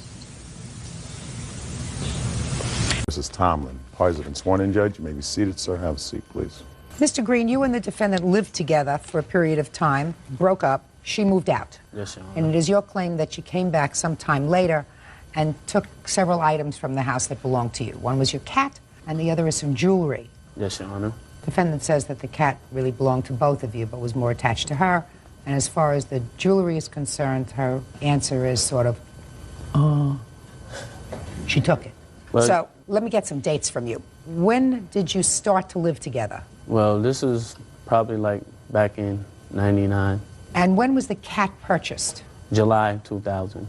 Did you purchase it from somebody? Yes, I purchased from a good friend of mine. I have the receipt showing that I purchased the cat. What kind of cat was it? Snowshoe cat. Snowshoe cat? Yes, ma'am. Heard of that. Is that a pedigree cat? Yeah. What does it look like? Well, I have a picture too, Your Honor, of the cat. Could I see it? And on the back of the picture, Your Honor, if you would take a look, the defendant wrote some very disturbing things to me when she stole the cat from me. Okay, so now I see the cat. When did the two of you separate? November 2001, we separated. Okay, is that when you moved out? Mm-hmm. Was it just the two of you living together? I sent out 2 children. You have 2 children together? Yes, ma'am. How old are the 2 children? 2 and 3 years old. And you took the children with you? At the time, yeah. Where are they now? Right now, they're with a babysitter. But I take care of them, they live with me. The children do live with him. They live with you? Yes, ma'am. Okay.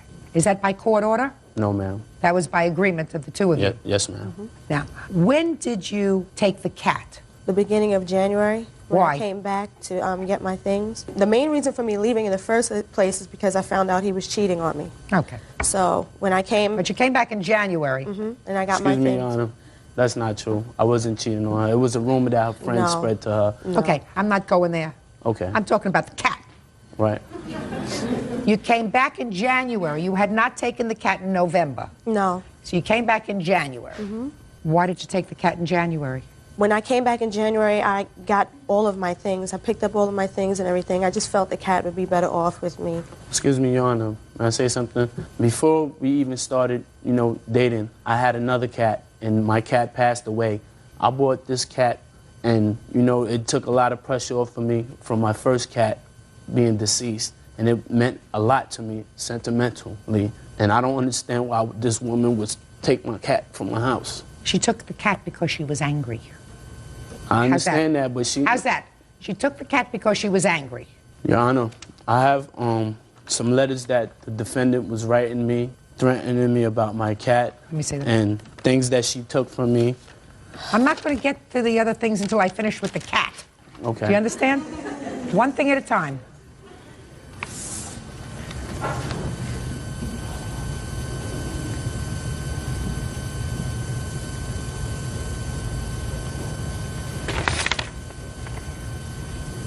You were very angry. Excuse me. Shh. All right. Now let's get to the jewelry. When you came back in January, you took some jewelry that belonged to him. Tell me what you took. It was a chain with a pendant and a Rolex watch. It was in a box. And the Rolex watch belonged to? Nathaniel. Where did Nathaniel get the Rolex watch from? He says from his father. Why did you take the jewelry? For the same reason you took 2? At the time that I took the box and everything, I was angry. Just, I didn't care about how he felt or anything because... Well, you want him to feel badly. Yeah. Listen to me, you have 2 children together. Do you visit your children? Oh, of course. Yeah, so you see them regularly? What's supposed to happen is that when a relationship doesn't work out, I don't care how long it is, in this case it's since 1999, you're not supposed to go through hating. You're supposed to say, it didn't work out, terrible, he hurt me, he violated me, but I have 2 children with him, and I want to have a reasonable relationship with him just for the sake of the children. So I don't want to do anything that's going to, long-term, continue this hate. Do you understand? Excuse me, Your Honor. Mr. Green, you feel as if you need a cathartic experience here. Is there anything else you want to say to me? Yes, as far as my Rolex watch, my father had left it to me. He had passed away, and it was real sentimental to me. And this woman, she hurt me. I really do still love this woman because we have kids and I want to work it out, but I could never trust her again. I don't even think she has my stuff anymore. She has your stuff. I have the cat. Where's the other stuff? I pawned it. Where? MCDs, I think it's called. When did you pawn it? February. When does the ticket expire? I'm not sure. I'm never going to see my stuff again, Your Honor. I'm never. I'm really not sure. Well, didn't you think you should find that out before you came here today? How much did you pawn it for? The watch was $4,000. The chain was $1,900, I think. And what'd you do with the money? Well, right now, like I said, I'm in between places. That's why the children are with him, so... She has no stable life, Your Honor. No, I don't, honestly. Well, I'm asking you, what did you do with the money? At that point, I bought some things. She's a liar, I was Your staying Honor. with someone, She's a so liar. I gave my sister some money also. Listen, let me tell you this, Mr. Green. Your lawsuit seeks $2,600 from Ms. Tomlin. That's Right. what you're suing her for. Right, ma'am. Okay, that has nothing to do with the cat, because you're talking about the jewelry. She got a lot more for the jewelry. Now, I don't know whether she can get it back. I'm not sure how long these pawn tickets are good for. Were they good for 30 days or 60 days I've been or trying to 90 get my days? jewelry back all this time, Your Well, Honor. she made a very, very bad mistake. Judge Judy will continue in a moment. And later today, Did you ever take her out for dinner? No, not really. I ain't spend no big money on her. I'm not talking about big money. I'm asking you, went out on a date. Did you pay? Not really, because she wanted to pay for everything. She wanted to pay for everything, you know. All right, listen, you must be absolutely wonderful. Real cases, real people. Judge Judy. Nathaniel Green says ex-girlfriend Takai Tomlin stole his jewelry and his cat named too. Takai says she only took what she was entitled to. You have to start to be smart, Mr. Green. I said it to her. I don't know if she's accepting it, but you have to be smart. Right now you have your 2 children living with you. They have a mother. The mother sees the children. I don't know whether this relationship will come together again. It may. In the meantime, she has to do the right thing. Give you back your cat, do you understand? And give you back your jewelry. Miss Tomlin, do you understand? Yes.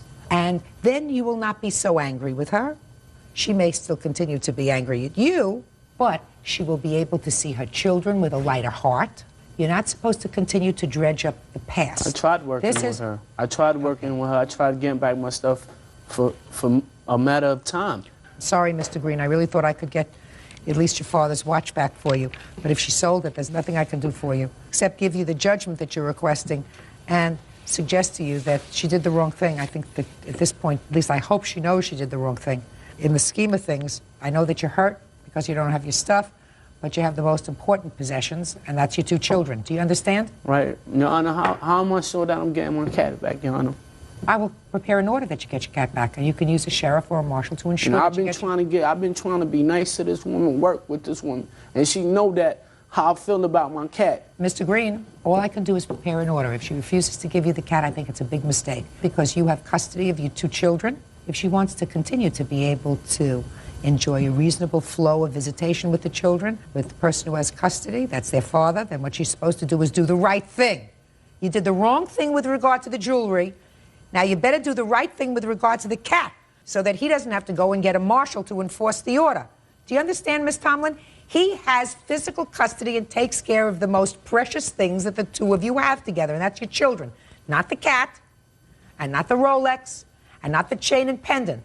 So you're supposed to do the right thing, not the wrong thing. Grow up. Judgment for the plaintiff in the amount requested in your suit, $2,600. That's all. Thank you, Your Honor. Parties are excused. You may step out. My father's watch and my cat, she knew how I really felt about it, and she really wanted to hurt me, and she succeeded. Now knowing I have a conscience and I feel bad that I hurt him. It's too bad he didn't feel that way about me. She said if I keep on calling her trying to get my stuff back, I wouldn't get my stuff back, and I find my cat in the pet cemetery. Everything I wrote and said, I did out of anger. When you have kids, try to work things out, you know, because you're hurting the kids in the long run. And now the next case. All parties in the matter of Johnson versus White. Step forward, please.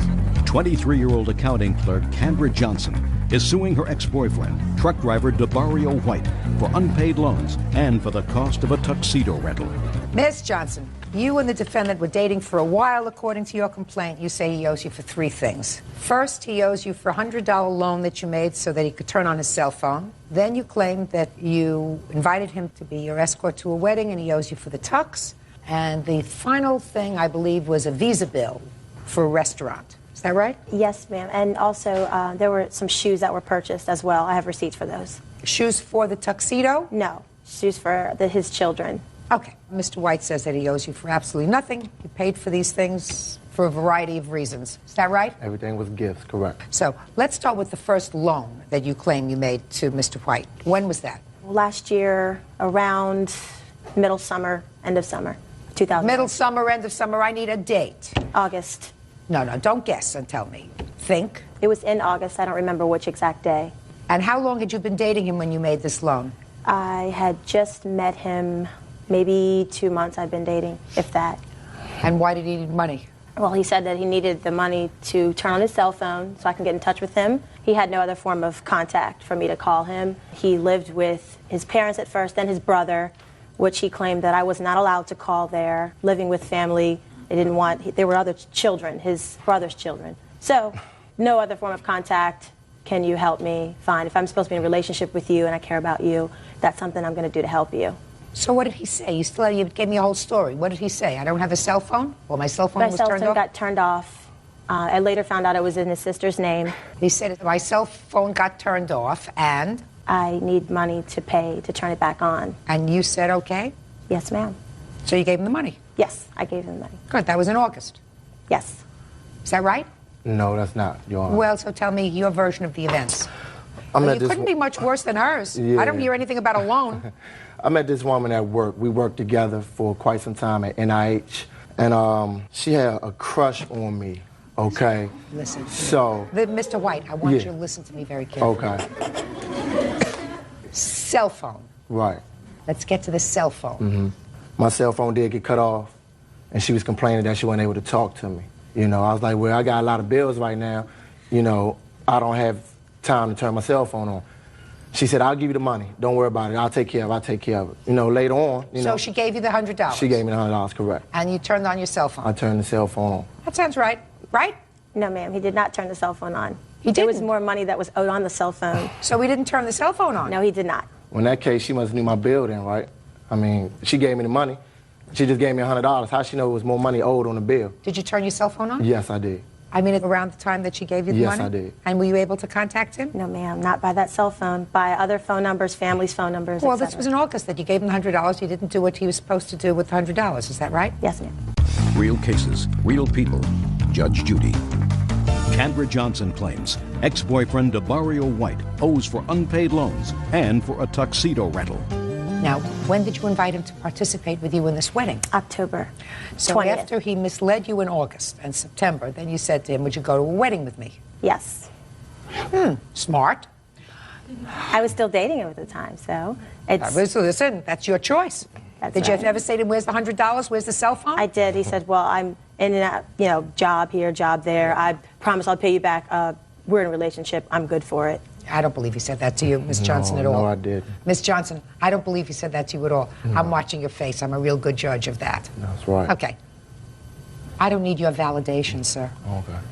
Now let's get to the tuxedo. You were invited to a wedding in October. You asked him to be your escort. He needed a tuxedo. Tell me about it. Originally, he went with me to get fitted for the tux. You invited him to be your date. That's And he correct. said what?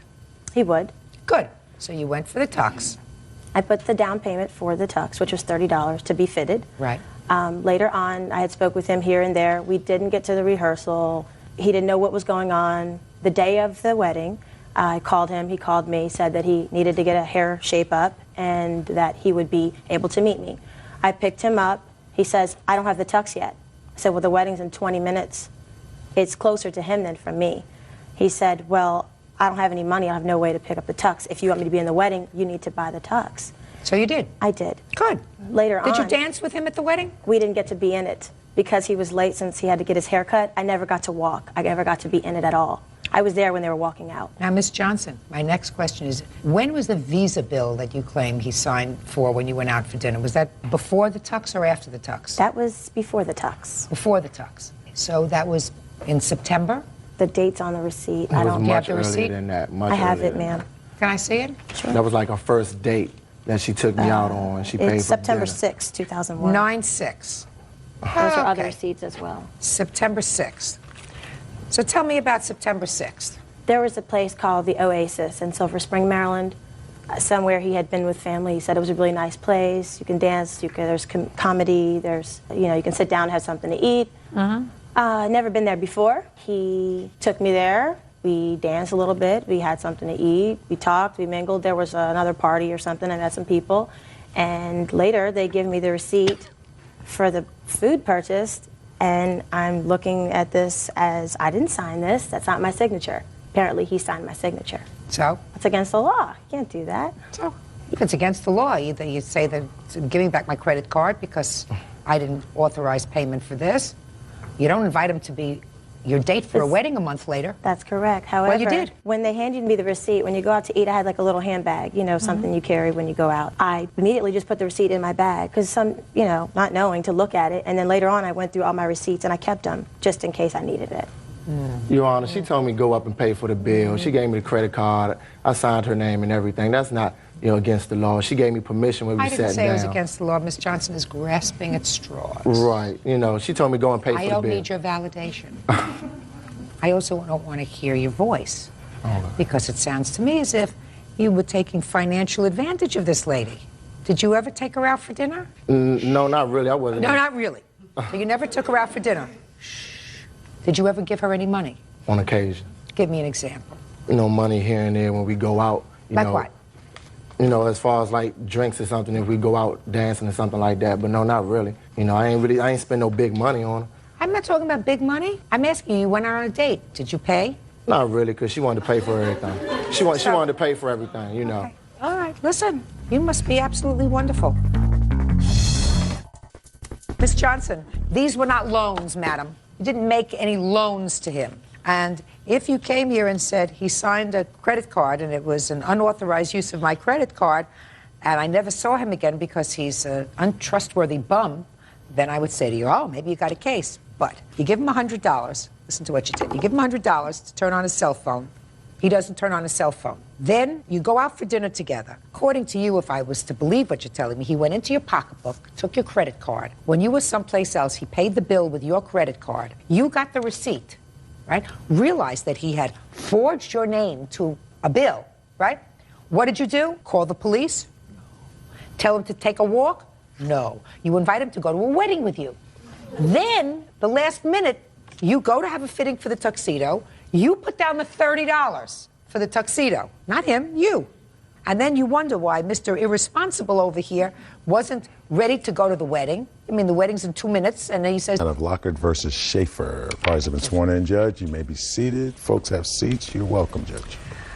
Miss Lockhart, you and the defendant were in a relationship, and I gather leased an apartment together. There came a time when you claimed that he threw you out of the apartment and kept some property that belonged to you. In addition to that, you claim that he has been engaging in a course of harassment against you, and you want to be compensated for that as well.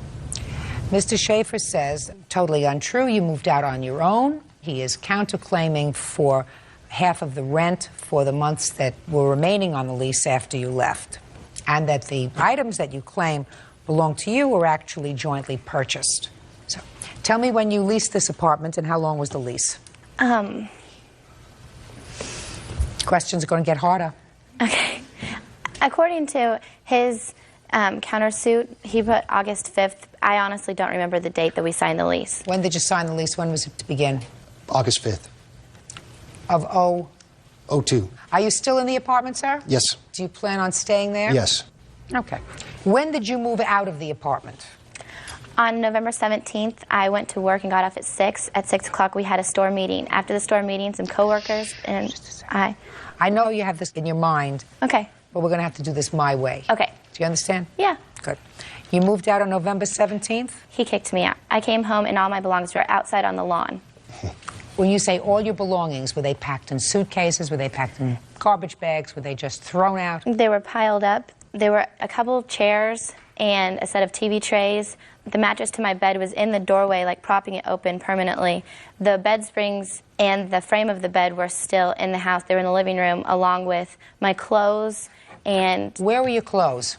Just thrown in a heap, like they had been ripped out of drawers and out of the closet, along with different items like tapestries and pictures off of the wall. Okay. What was the hissy fit about, Mr. Schaefer? I believe that I had caught Jesse with another man. What do you mean you believe? Either you did or you didn't? Well, she received a ride home from a gentleman that evening, and they were in the vehicle together when they arrived at the apartment. Yes. So somebody was in a car with her? Yes. Someone that she had priorly explained to me that she had maybe feelings for. Is that what caused this hissy fit? Yes. So what did you do with her clothes? I didn't do anything with her clothes. I left them in the closet and in the drawers. I may have moved a few items to the front of the apartment, but... What do you mean may have moved, Mr. Schaefer? Let's get it buttoned down, sir.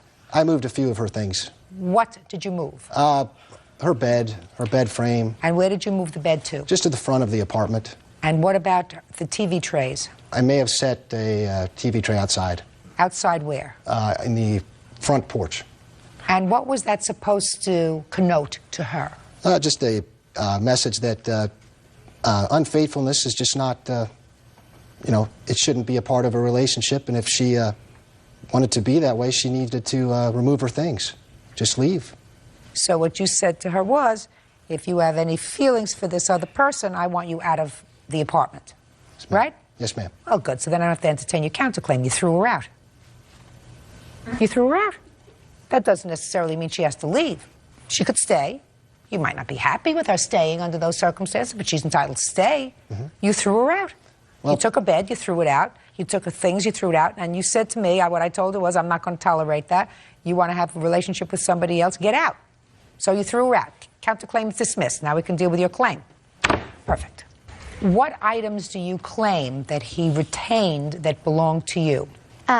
From the next day, I went back to the apartment because I still hadn't even gotten my cell phone out of it. From that point up until right before Thanksgiving, I was in and out of the apartment with the aid of my friend Jamie and my parents to remove my items. Never was my PlayStation 2 or 8 of my games there. And those... Okay, sorry. I have a loud voice. I apologize. No, you just are droning on. I said to you, what items do you claim are in the house? Those are the items. PlayStation, you know, you gave me a whole story. Okay. It's not necessary to give me a whole story unless I need a story. I'm sorry. PlayStation and games. Now, Mr. Schaefer, I've read your answer very clearly, and you said that the only property you retained was purchased jointly. Yes. Correct? Yes. But then you go on to say, the next sentence of your answer says, purchase the games together. It doesn't say we purchased the PlayStation together. Now, were you being careful with your language, sir? Yes. Good. So the PlayStation belonged to her because she bought it? Yes. You didn't think I'd notice? No, you were hoping for the best. Fine. PlayStation goes back to Miss Lockhart, Mr. Schaefer. Now, is it a fair statement that two of you jointly purchased the games to play on the PlayStation? Well, for all intents and purposes, we can say that, but I can't swear that he bought any of them because I don't believe he did. You buy some? Yes. How many did you buy? Probably about 3 or 4. And how many do you have? 8? No, I only have 7 that she's listed. Okay. So if you bought 3 or 4, let's say you bought 3 and you returned 4 to her, sir, unless you want to be a sport and return all 7 since you don't have the PlayStation anymore. Right? Mm-hmm. So anywhere from 4 games to 7 games, you're going to return to her. We'll see what kind of a guy you are. Now, you want to pursue this issue of harassment? Yes, please. Well, is it true, Mr. Schaefer, that for a period of time after Miss Lockhart left, you were annoying her? That was only after she returned to the apartment twice, once asking me for a ride home from work after we had split up, and we spent some evenings together. So I was a little bit confused as to her intentions. When was that? 2 or 2.5 weeks after the break. According to you, there were emails, a whole bunch of them. Mm-hmm. When were they? On December 22nd, he emailed me 422 times with things such as, Jesse, are you getting a new for Christmas? I didn't ask you to read them.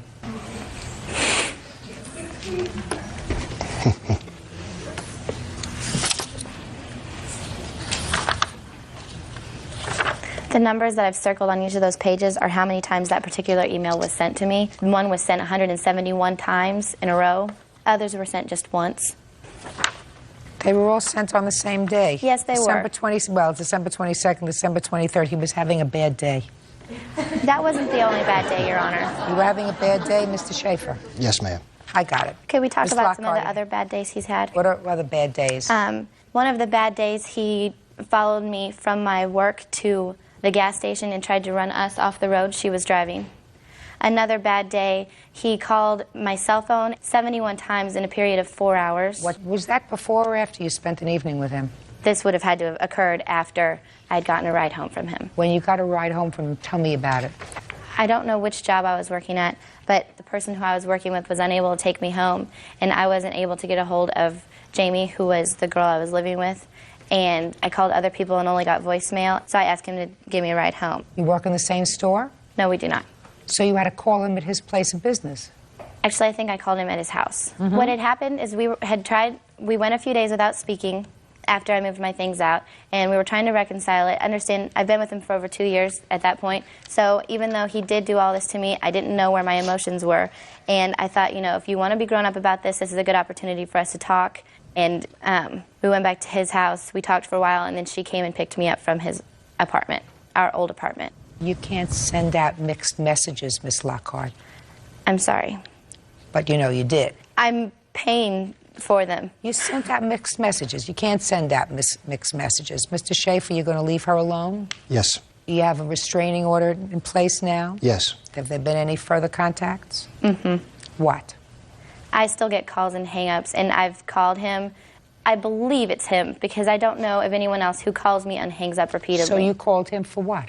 I called back the number and left a message saying, I will get my phone tapped, and then the police will only have to look to see if it was you that was calling, and then you will have gone against a restraining order and will be put in jail. He still follows me to our neighborhood bar, which is supposed to stay at least 500 feet away from me. And he goes to conveniently the same gas station in our neighborhood, things like that. He text messages all of my friends with stuff about me, and they'll just have to individually get their own restraining orders. Mr. Schaefer, if any of what she says is true, which is difficult to prove here, right, I'm going to suggest to you that you got to put a period and move on.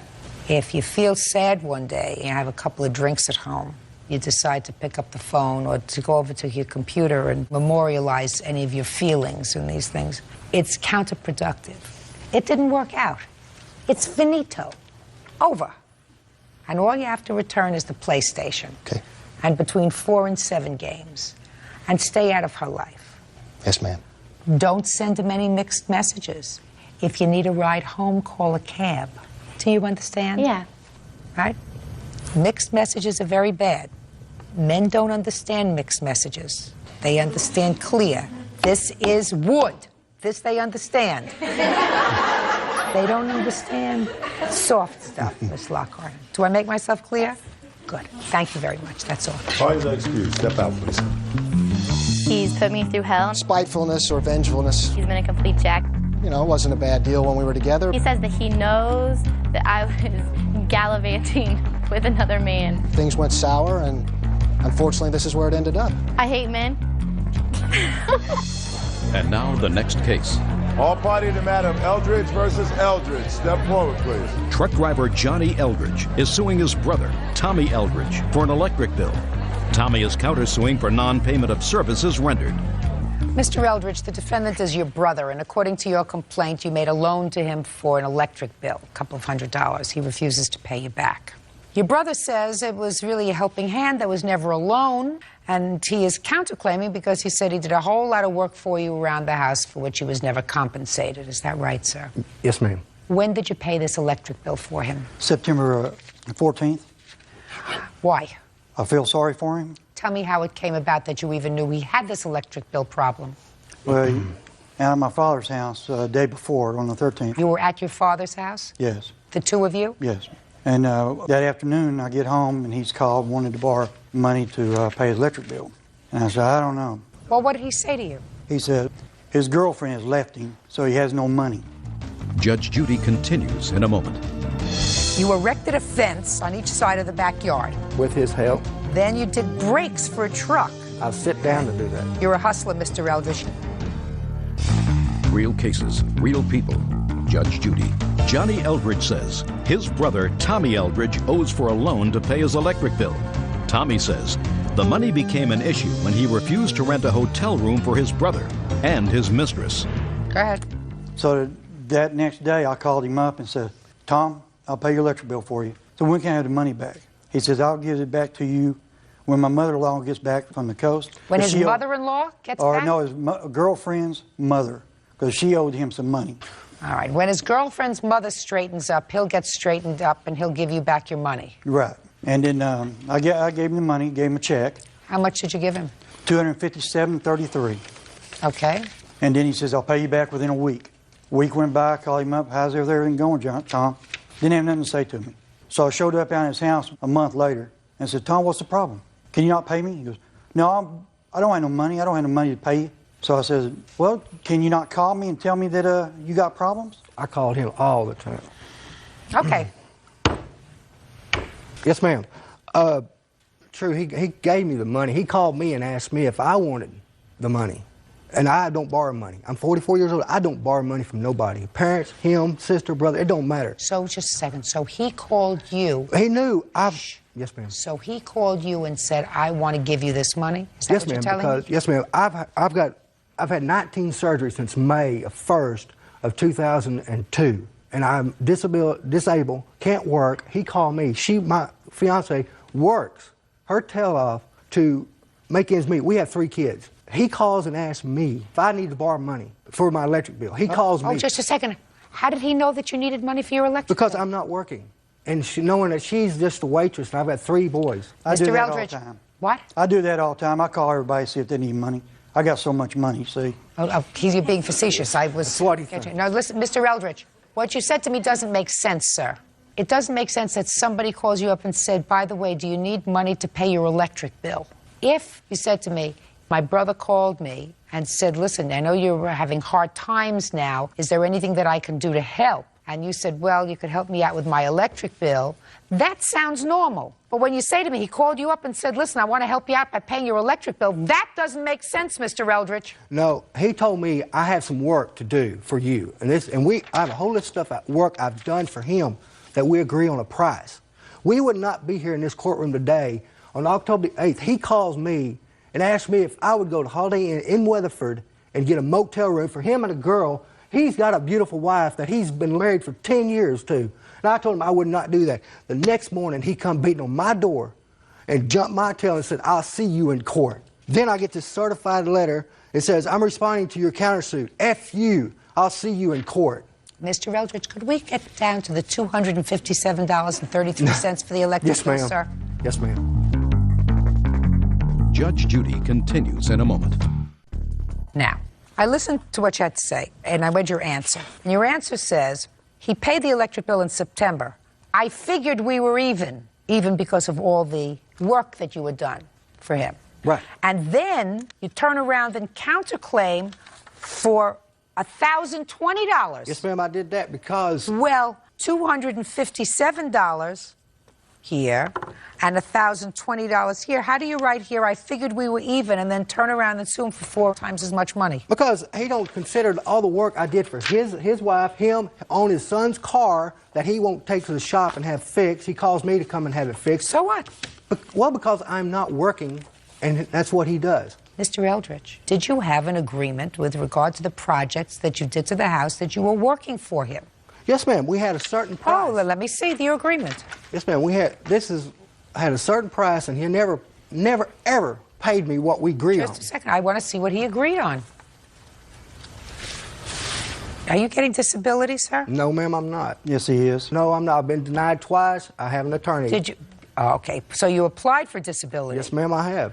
And when were you injured? In May? May 1st, 2002. When did you do all this work for your brother? Before or after that? During it. That's why you didn't get disability, Mr. Eldridge? No, ma'am, it's not. Well, let's see. You say that during the time that you were seeking disability, that you couldn't work, you erected a fence on each side of the backyard. With his help. Hanging a Venta hood for an agreed price. Changing a starter in a Camaro. Then you did brakes for a truck. I'll sit down to do that. You're a hustler, Mr. Eldridge. You pay your brother back the electric bill, $257.33. Your counterclaim's dismissed. That's all. Parties are excused. You may step out. Frame. Parties have been sworn in, Judge. You may be seated. Ladies, have a seat, please. Mr. Caroselli, according to what I've read in your complaint, you responded to an eBay sale of a jet ski. Yes, ma'am. That was placed by Mr. Brame. And you traveled to where he was, you purchased it, and when you got the jet ski home, you had it examined by someone who told you that it was not functioning. It had been immersed in water and it was not usable. You then stopped payment on the check that you gave to Mr. Brame. Mr. Brame subsequently contacted the authorities. You were arrested, and you made an agreement that you would pay out the $1,700 or the $1,800 that you had agreed to pay because it was under threat of going to jail. Now you want that money back, plus punitive damages because you say you still can't use the jet ski. In addition, according to you, Mr. Brame didn't even have title to the jet ski, which he couldn't pass on to you, and you still don't have the title. That's correct. Mr. Brame says you're the scam artist. Okay, so may I see the ad that you answered, please, sir?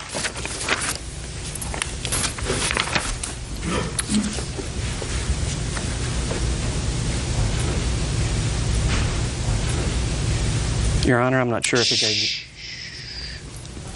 You want to take a look at this and see? I was just wanting to, I knew how many pages there were, and you don't have them all. May I ask you what you have? Mine are also in color that show the damages pretty well to the jet ski. Okay. Let me tell you what I see here, Mr. Caroselli, before we get going. According to your complaint, let me see if I can find your exact words. This vehicle I paid over $1,800 for, according to you, quote, was virtually worthless and would cost over $1,800 to bring up to running condition. The eBay notice said the engine was in perfect condition and looked like new. That's what you say. But that's not true, sir. Let's look at the documents that you gave me. The first thing it says here, this item is being sold for a friend. Yes, ma'am. So that would have given me cause to pause right away. Why isn't the friend selling it? Why is he selling it? So you knew immediately, based upon this, that he was not the owner. Then you say that it was in like-new condition, looked like new, the engine was new, but that's not what it says, sir. It says, and he clearly says, I've tried to show this thing in the worst and best condition. It was banged up against a dock, doesn't look good. He says, I have not heard the jet ski run. The battery is dead. The engine looks like new and is most likely in perfect condition, but there are no guarantees. That's very different from saying the engine is new. Yes, ma'am. What this man is saying to you, to a reasonable person, is, don't buy this jet ski. It's dead. I haven't heard it running. It probably is good. The engine looks good because it's clean, and there are no guarantees. So he sold this to you as is. Yes, ma'am. With that in mind, now you can tell me that when you got it home, what did you do? First thing I did was bring it to a mechanic. And let me just back up by saying we talked about the condition of the jet ski. The body was understood. It was in physical bad condition. That wasn't in dispute. I wasn't. I know we're not talking about that, sir. Just get over to the next point. The next point I made to you is sold with absolutely no guarantees. That's what he says here, and you purchased it that way. So you got it home, you had it looked at by a mechanic, and the mechanic said it's worthless. So what happened next? Well, I brought it to the mechanic, and it wasn't that the engine was in bad shape. This apparently was underwater and sunk, which he did not tell me about. That was the basis. Just a second. He said, I don't know anything about this jet ski. I'm selling it for a friend. I understand that. That's what this said. This was somebody that he knew. He had information about the jet ski. I felt that selling something as is and that he didn't run it was different than knowing that the ski had been turned over and was submerged in water. Now, do you have any proof that Mr. Brain knew? Stop playing with your paper, sir. It's irritating. I'm sorry. Knew that the jet ski had been submerged. I don't have any personal knowledge of that other than when I opened up the compartment for the seat, the engine compartment was totally clean. It was coming from a friend of his, and he was representing the jet ski. No. He wasn't representing anything. My question to you is, do you have any proof that he knew that this jet ski had been submerged? I don't have any personal knowledge of that, ma'am. That's it. So what did you do? I stopped payment on the check immediately because I figured he felt he knew. My feeling was I don't care what you felt. Okay? I don't care what you want. Your feelings go elsewhere. Yes, this is a court. I called him immediately to say that I'm stopping payment on the check because I brought it to the mechanic the next day. I called him that day and left him a message. Okay. And told him that the check was not going to clear. I was putting a stop payment. And what did he want to do? He's lying, Your Honor. Don't, Mr. Brain, don't speak.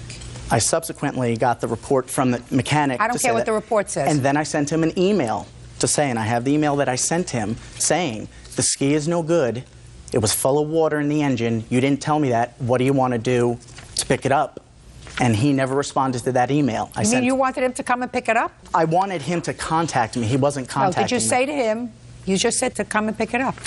That's what the email said. I wanted to evoke a response because he wasn't returning any of my phone calls. Just a second. What you said to him in the email was, when are you going to come and pick it up? And how long a drive was it? About 600 miles. 600 miles. Yes, so you wanted him to come and pick up the jet ski? I was willing to bring it back, but he was not. Where did you tell him that in the email? The email didn't say that. I figured he would now finally call me if he got this email. Judge Judy continues in a moment. You understand what I'm saying? Yes, Give ma'am, me I a do. reasonable answer, sir. I'm giving you the truth. No. I'm telling you So what you lied in here. I was not totally honest in that. You're correct. Real cases, real people. Judge Judy. Michael Caroselli says he was scammed on eBay by Mac Brame. Michael claims Mac sold him a jet ski that had been sunk. You say that the ski can be picked up in Pineville, North Carolina at your convenience. It's about 500 miles away. This is non-negotiable, nor up for debate. That's what you said. In the email, okay. yes. Okay. Then you found out that he stopped payment on the check. Yes. And you contacted the authorities. He did not. Shh. What did you do? First off, he never called me at all. Okay. I never got any correspondence in any kind of way as far as him saying... You got the email. Right, I got the email. At that point in time, I didn't know what to do. I didn't have a clue as to what my recourse should be at that point. Let me have the name of the person, the name of the friend for whom you were selling the jet ski. John. John. Who's not the owner. Shh. Just a second. Yes, ma'am. And I want you to explain to me, Mr. Brame, how it came about that you got this jet ski from John. He's been a friend for quite some years. He was opening a daycare in a local town. He was needing money. He was asking me to sell various items for him on eBay. Why didn't he put the items up himself on eBay? Okay, because on eBay, when you first begin to sell, you don't have any feedback. And feedback's a very important thing when you sell on eBay. It tells everyone out there if you're an honest person or a dishonest person. So when you first start selling, you have a big goose egg beside your name, which means no one knows anything about you. He asked me would I do it. It doesn't sound like a very good friend to me, sir. He is a good friend. No. Good friend is not somebody that uses your good name. What he did was give you an item that caused you trouble. Oh, it did, yes, ma'am. Okay. And it gave you trouble because either he did not represent to you that it had been a salvaged vehicle. It wasn't a salvaged vehicle. And how do you know that, sir? I have the title in my possession, and it's not a salvaged vehicle. Submerged. Okay. Most any jet ski, what knowledge I know of jet skis, and from my seeing people on them, often they're submerged. I'm not interested in what you think you know about jet skis, so you're not an expert on jet skis. No, ma'am, I'm not. I've seen them, too. So, did you ever see to it that Mr. Caroselli got clear title to this jet ski? No, ma'am. I have an email here from Mr. Caroselli when he would not let me come get it. He said the jet ski was gone. Oh, can I see that, He no please? longer had the jet ski. Can I see that, yes, please? Yes, ma'am.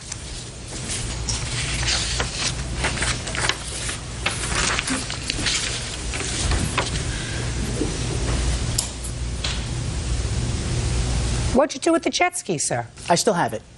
Well, why did you tell him that you didn't? You said, sorry, it's gone now. The state of South Carolina deemed that it was abandoned because he would not respond. I sent a letter to him. No, but that's not what Mr. Caroselli. What you say here... I was sitting at the mechanic. That time I was sitting at the mechanics. I don't care if it's sitting at the mechanics, sir. Then you say it's at the mechanics. You don't say, sorry, it's gone now. The state of South Carolina required me to get in touch with the registered owner in reference to the ski because he would not return calls. I couldn't return it to him. Why don't you just say that here instead of saying it's gone now, Mr. Caroselli? Still never called me at no Mr. point. Caroselli, you understand what I'm saying? Yes, So give me a reasonable answer, sir. I'm giving you the truth. No.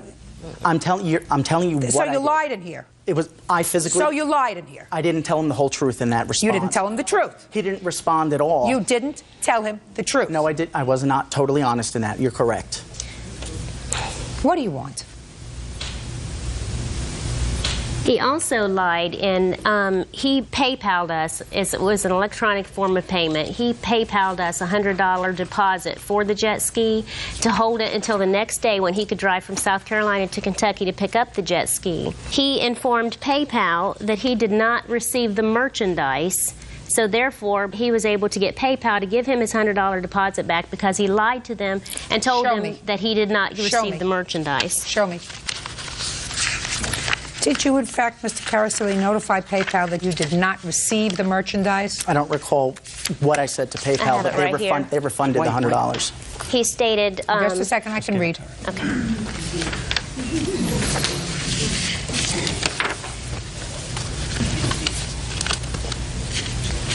Well, you did say in here, sir, the reason that you're stopping payment is that the seller has never delivered the goods, nor the title. That is correct. Well, he did deliver the goods. You did get the goods. It was my belief that it wasn't what it was supposed to be. Okay. I was disputing the $100 deposit because it was all part of the transaction. Ultimately, you contacted authorities because that's why he was arrested. Is that right? That's correct. And he paid you the money? He paid me the money over several payments where he agreed with the county attorney to make these payments. Okay.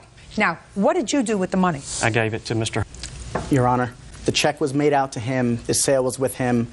He told me he was selling it for a friend who owned it, and when I got contacted by the county attorney, I had not heard one word from him since day one. I got contacted 6 weeks later saying they were coming to arrest me. Mr. Brame, do you have the ability now, as we stand here today, to transfer title to Mr. Caroselli to this jet ski? Yes, ma'am, I do. Show me. This title has already been signed and notarized, which I had showed to Mr. Caroselli the day he came, and it's ready for the new owner's signature to be placed on the back. When did you show this to him? The day he was there. I made him a copy of it and gave it to him that day to show him that I indeed had the title and he had all the information. Is that right, Mr. Caroselli? He did show me that title. So if he showed you the title, you were aware of the fact that the owner's name was... Yes, ma'am. Well, what you said was you went into the glove compartment of the jet ski and found paperwork. Let me see if I the can... registration. You said, upon having the jet ski in my possession, I found the registration for the vehicle in the glove compartment. The defendant was not the registered owner. This was never disclosed in the original ad. That may be true, but that's sort of trying to mislead me, sir. Michael Caroselli says fellow eBay user Mac Brame sold him a damaged jet ski. So you were aware of the fact when you bought the jet ski that Mr. was the owner, not Mr. Brame. Yes, I knew that. The point is, after I stopped payment on the check, there was nothing I could do with it anyway. Putting all this aside, I didn't have the title. I had a worthless jet ski. I'm calling him, sending him an email, whether it was fully disclosed or not. He never once got in touch with me, never picked up the phone. I had this thing sitting at the mechanic who I owed money to, and he never got in touch with me one time until I get a letter from a county attorney in the end of August, 6 weeks later, saying, Mr. Brame has now contacted my office. No police report. He never went to the sheriff's department. 6 weeks later, after he's done nothing to contact. Your Honor, that's not true. There's no reports in his area. He never made a report. I don't care whether there's a report or not. You took 11 days to get back to me. This is your email to him. Sorry, it's gone now. Besides, you are not the registered owner anyway to have to claim it. What I'm suggesting to you, Mr. Caroselli, is I don't think you're a scam artist. I think you were really frustrated. I was. And you sent him an email, and you said to him in the email that you sent to him, the engine has been underwater, it's got sludge, it's got mud, you misrepresented. You can now come 500 miles and pick it up at the friend in North Carolina. You can come here.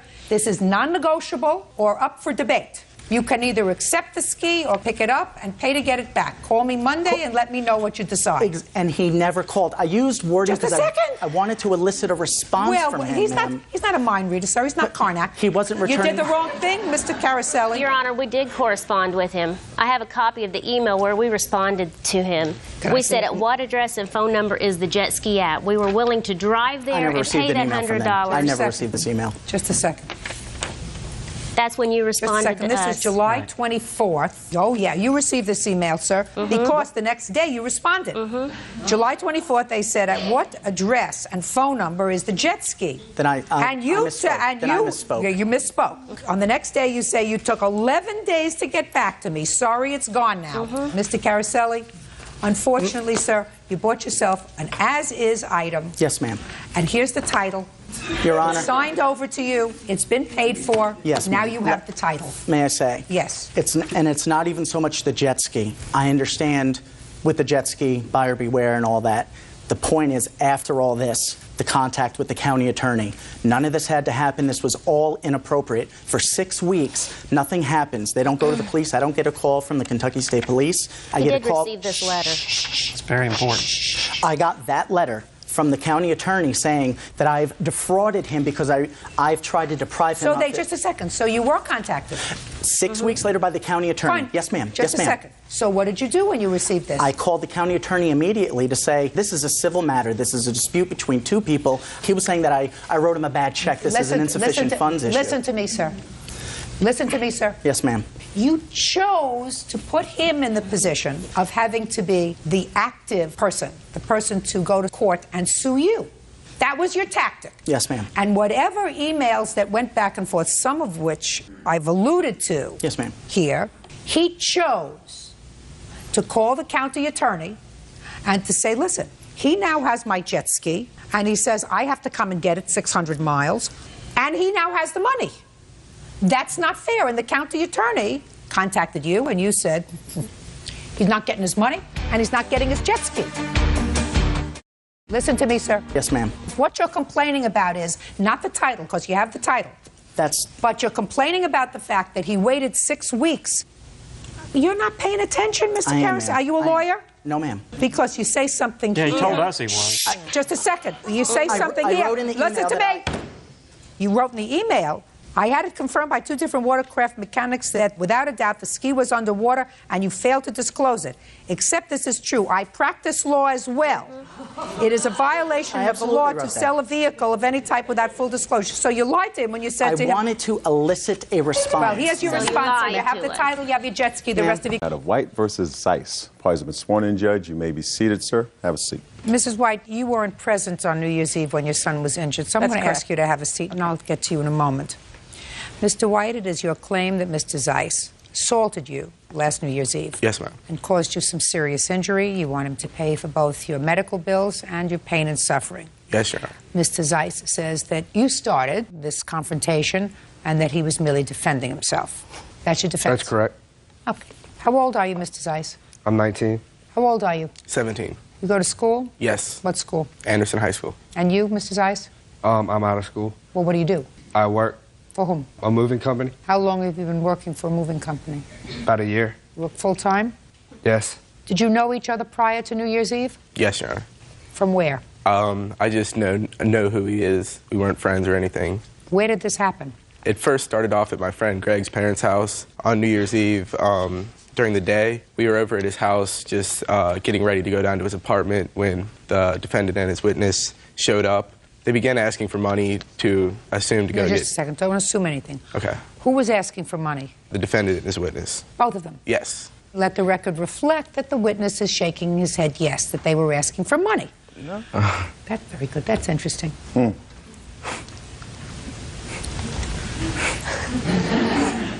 Did they say what they wanted money for? No, they didn't. And this was during the day? Yes. Anybody drinking? Anybody using drugs? No, ma'am. All right, so you said you didn't have any money?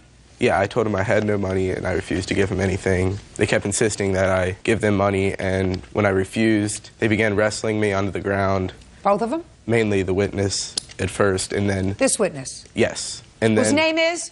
Jimmy. What? Jimmy. Jimmy. Do you have a last name? Morgan. Morgan. Yeah. How old are you? I'm 23. What do you do for a living? Work at Frisch's. What is that? It's a restaurant in Cincinnati. How long have you worked there? About 4 months. Who do you live with?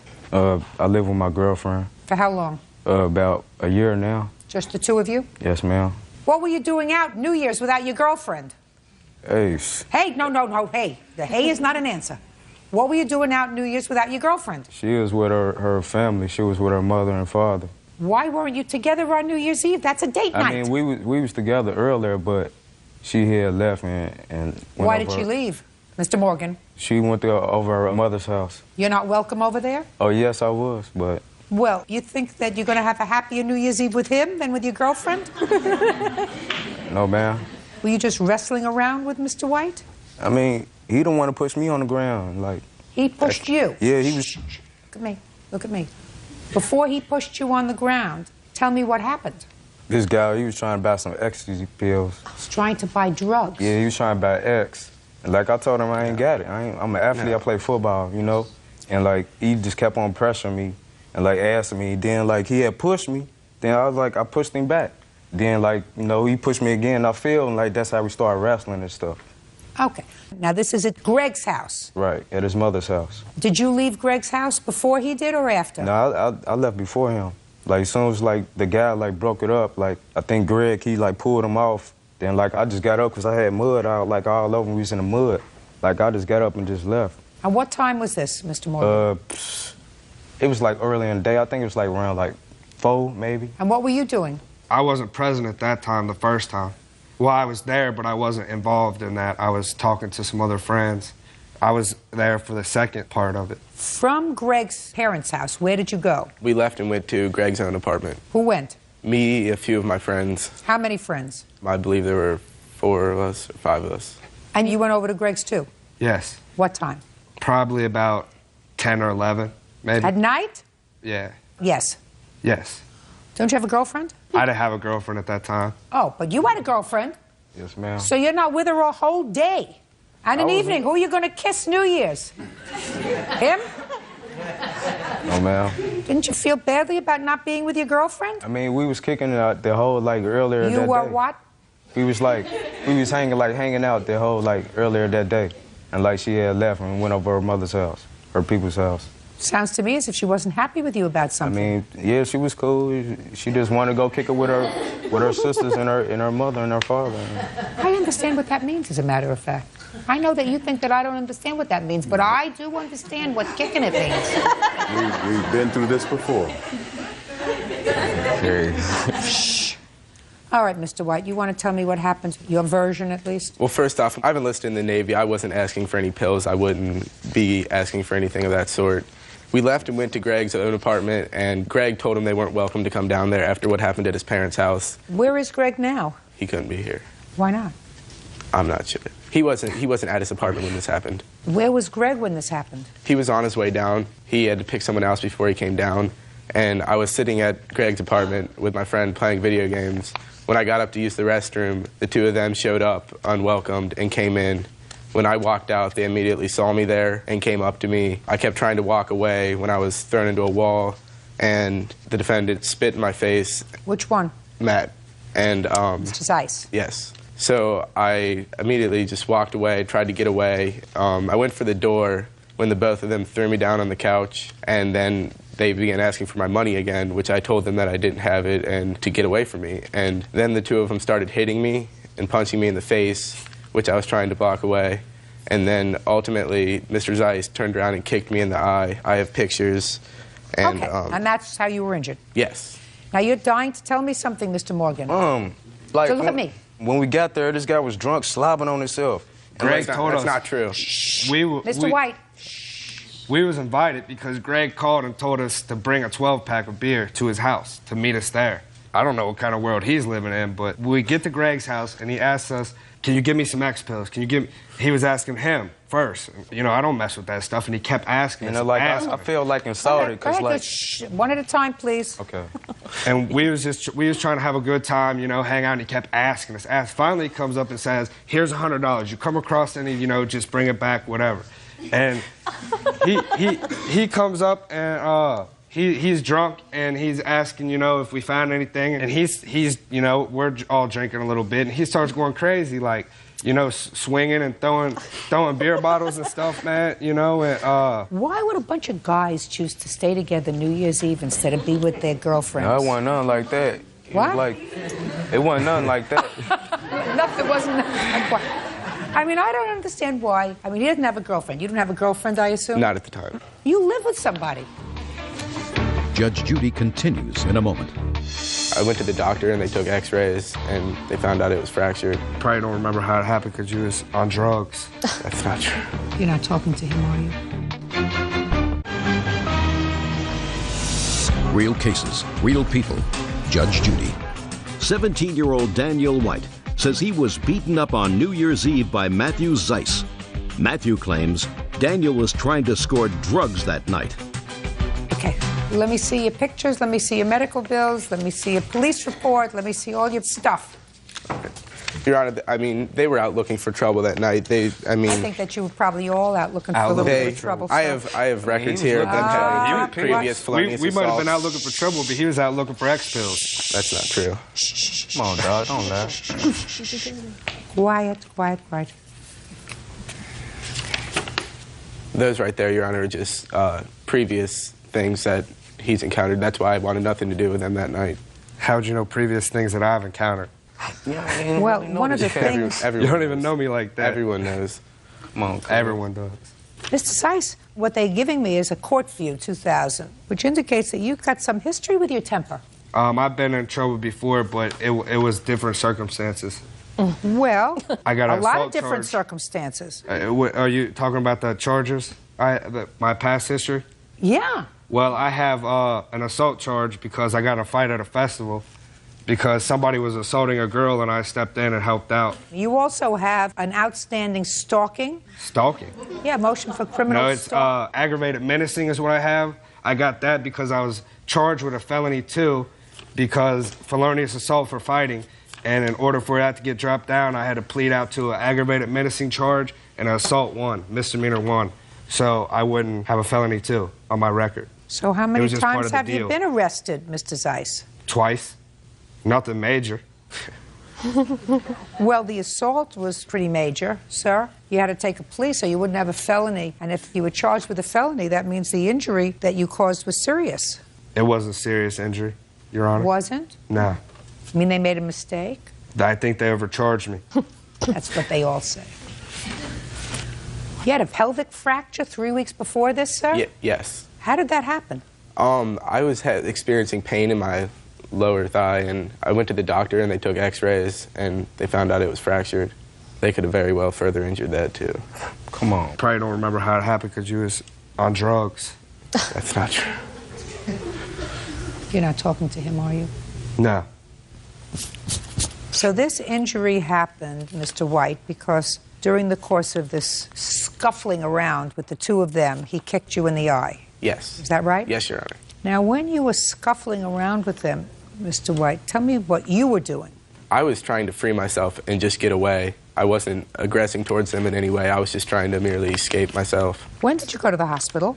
The day after. I spent all day in the hospital. Could you explain to me why you waited until 5 days later to amend your statement that said that complainant states that after he refused to give the known suspect his money, they began punching him, kicked him in the eye, whereupon he gave them listed currency? Yes. Can you explain to me why you didn't tell that to the police the same day as you went to the hospital, which was the 1st of January? I did tell them that, Your Honor. No, this says supplementary narrative. That says on the 5th of January.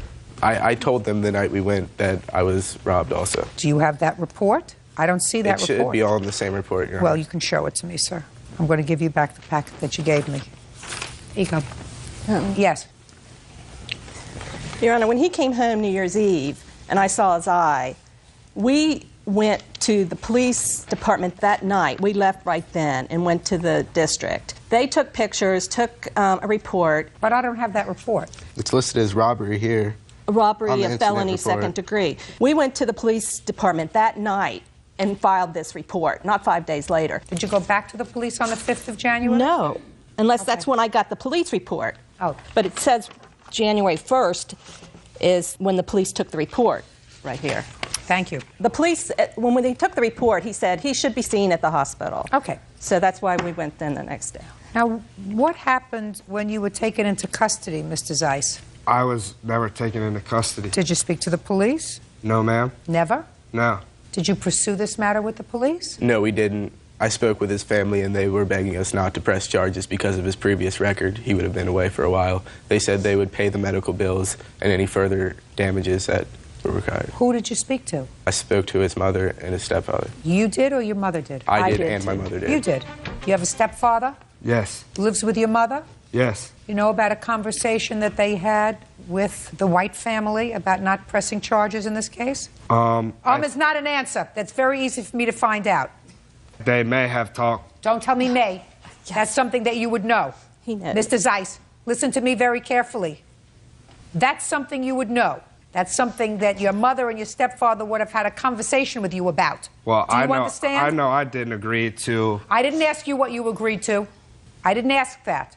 Yeah, they may have talked on the phone, yes. Don't say may, because it's very easy Probably, for me to find out. most likely, they have talked, yes.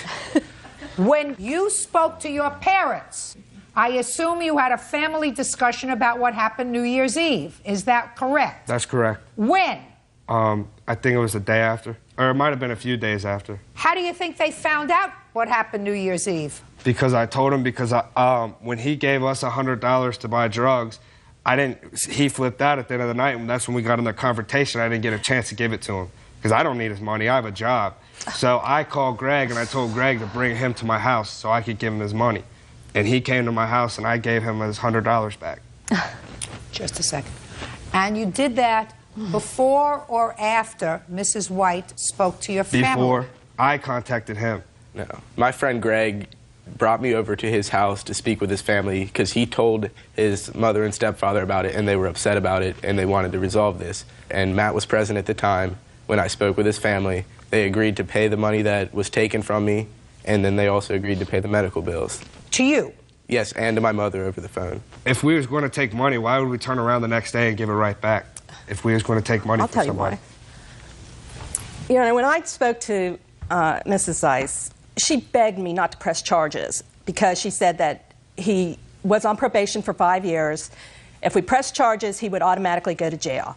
She begged, and she said, we'll pay your hospital bills, we'll give you back your money that, you know, and his mother gave Daniel $100 that they took. Not him, his mother. I'm just curious. Why didn't you sue his parents, since they were the ones who made an agreement with you to pay the medical bills? Because she told me Matt got a job, and he just got the job in February. He hasn't had that job a year. Because she told me over the phone, she said, Matt's finally got a job, and he will start paying you. All right, Matt. March 1st. Just a second. You said you'd been working for this moving company for a year. Well, I'd go in and help out. I wasn't working full-time for a year. I just started working full-time, but I'd go in a few times a week and help out. That's not what you told me. It's been a year since I've been with the company. That's not what you told me. I told you I've been working for a year. I have been with the company for a year. His mother said he just got the job a month ago. It's easy to find out. I want to tell you, I really went back and forth. Now I'm ready to rule. You assaulted him. You'd had too much to drink. You'd been drinking all day. I did See not. that?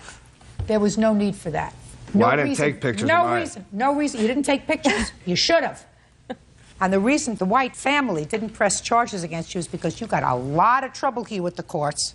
And there is no question that if you were on probation on an assault, even a misdemeanor assault, and if you got busted again for a felony, you were going to state prison. No question. So I absolutely believe Mrs. White when she says that your family begged them not to pursue this and agreed to pay the medical bills. Now, how much were the medical bills? Well, Your Honor, the hospital bill, my portion, because my insurance paid a bit of it, was $760. And then I have the doctor's bill, which they called in a specialist to look at his eye, and I haven't received the doctor's bills. There was 5 doctors that looked at him that day. And we have to take him back in 6 months to have his eye rechecked. You still with the same girlfriend? Yes, ma'am. Sit down. I hope she rethinks her position. Well, Mr. Zeiss, you were very, very fortunate that the White family didn't pursue this because we could have been doing this as a prison hearing. You understand me? Yes, ma'am. All right. Judgment for the plaintiff in the amount of $2,000. That's all. Parties are excused. You may in the matter of Jones versus Callahan. Parties have been sworn in. Judge, you may be seated. Gentlemen, have seats. All right. This case is a little complicated, so let me go through the facts as I understand them. This is your brother? Yes, ma'am. For some reason which is unimportant at this moment, you went to jail. Yes, ma'am. And you had a car. Yes. The car was towed when Yes, you were ma'am. incarcerated. According to the complaint, your sister, who had formerly dated the defendant, asked the defendant if he would pay the towing charges on the car and the impound fees on the car, and that when your brother got out of jail, he would repay him and he would give him the car back. Yes. Your brother got out of jail, and the defendant, stop playing with your papers, pay attention, because maybe I'm getting something wrong. Your brother got out of jail, and the defendant, according to you, refuses to return the car. Yes, ma'am. He refused to return any phone calls. The defendant says that he did return the car, and he is counterclaiming. He says that you, Mr. Jones, stole a gun that belonged to him, and that you, Miss Jones, have a large screen television set that belongs to him in your home. Is that right? That is correct. And you want to be reimbursed for the towing fees that you paid for his car, right? Correct. Okay. Do you understand that? No, but I'm waiting to see it unfold. Okay. Well, I tried to simplify it. It was really very... Okay. When did you go to jail, sir? November 1st of 2001. How long were you there? I was there for 4 months. Okay. And you called the defendant. Were you still dating at the time? Yes, we were. What did you say to him?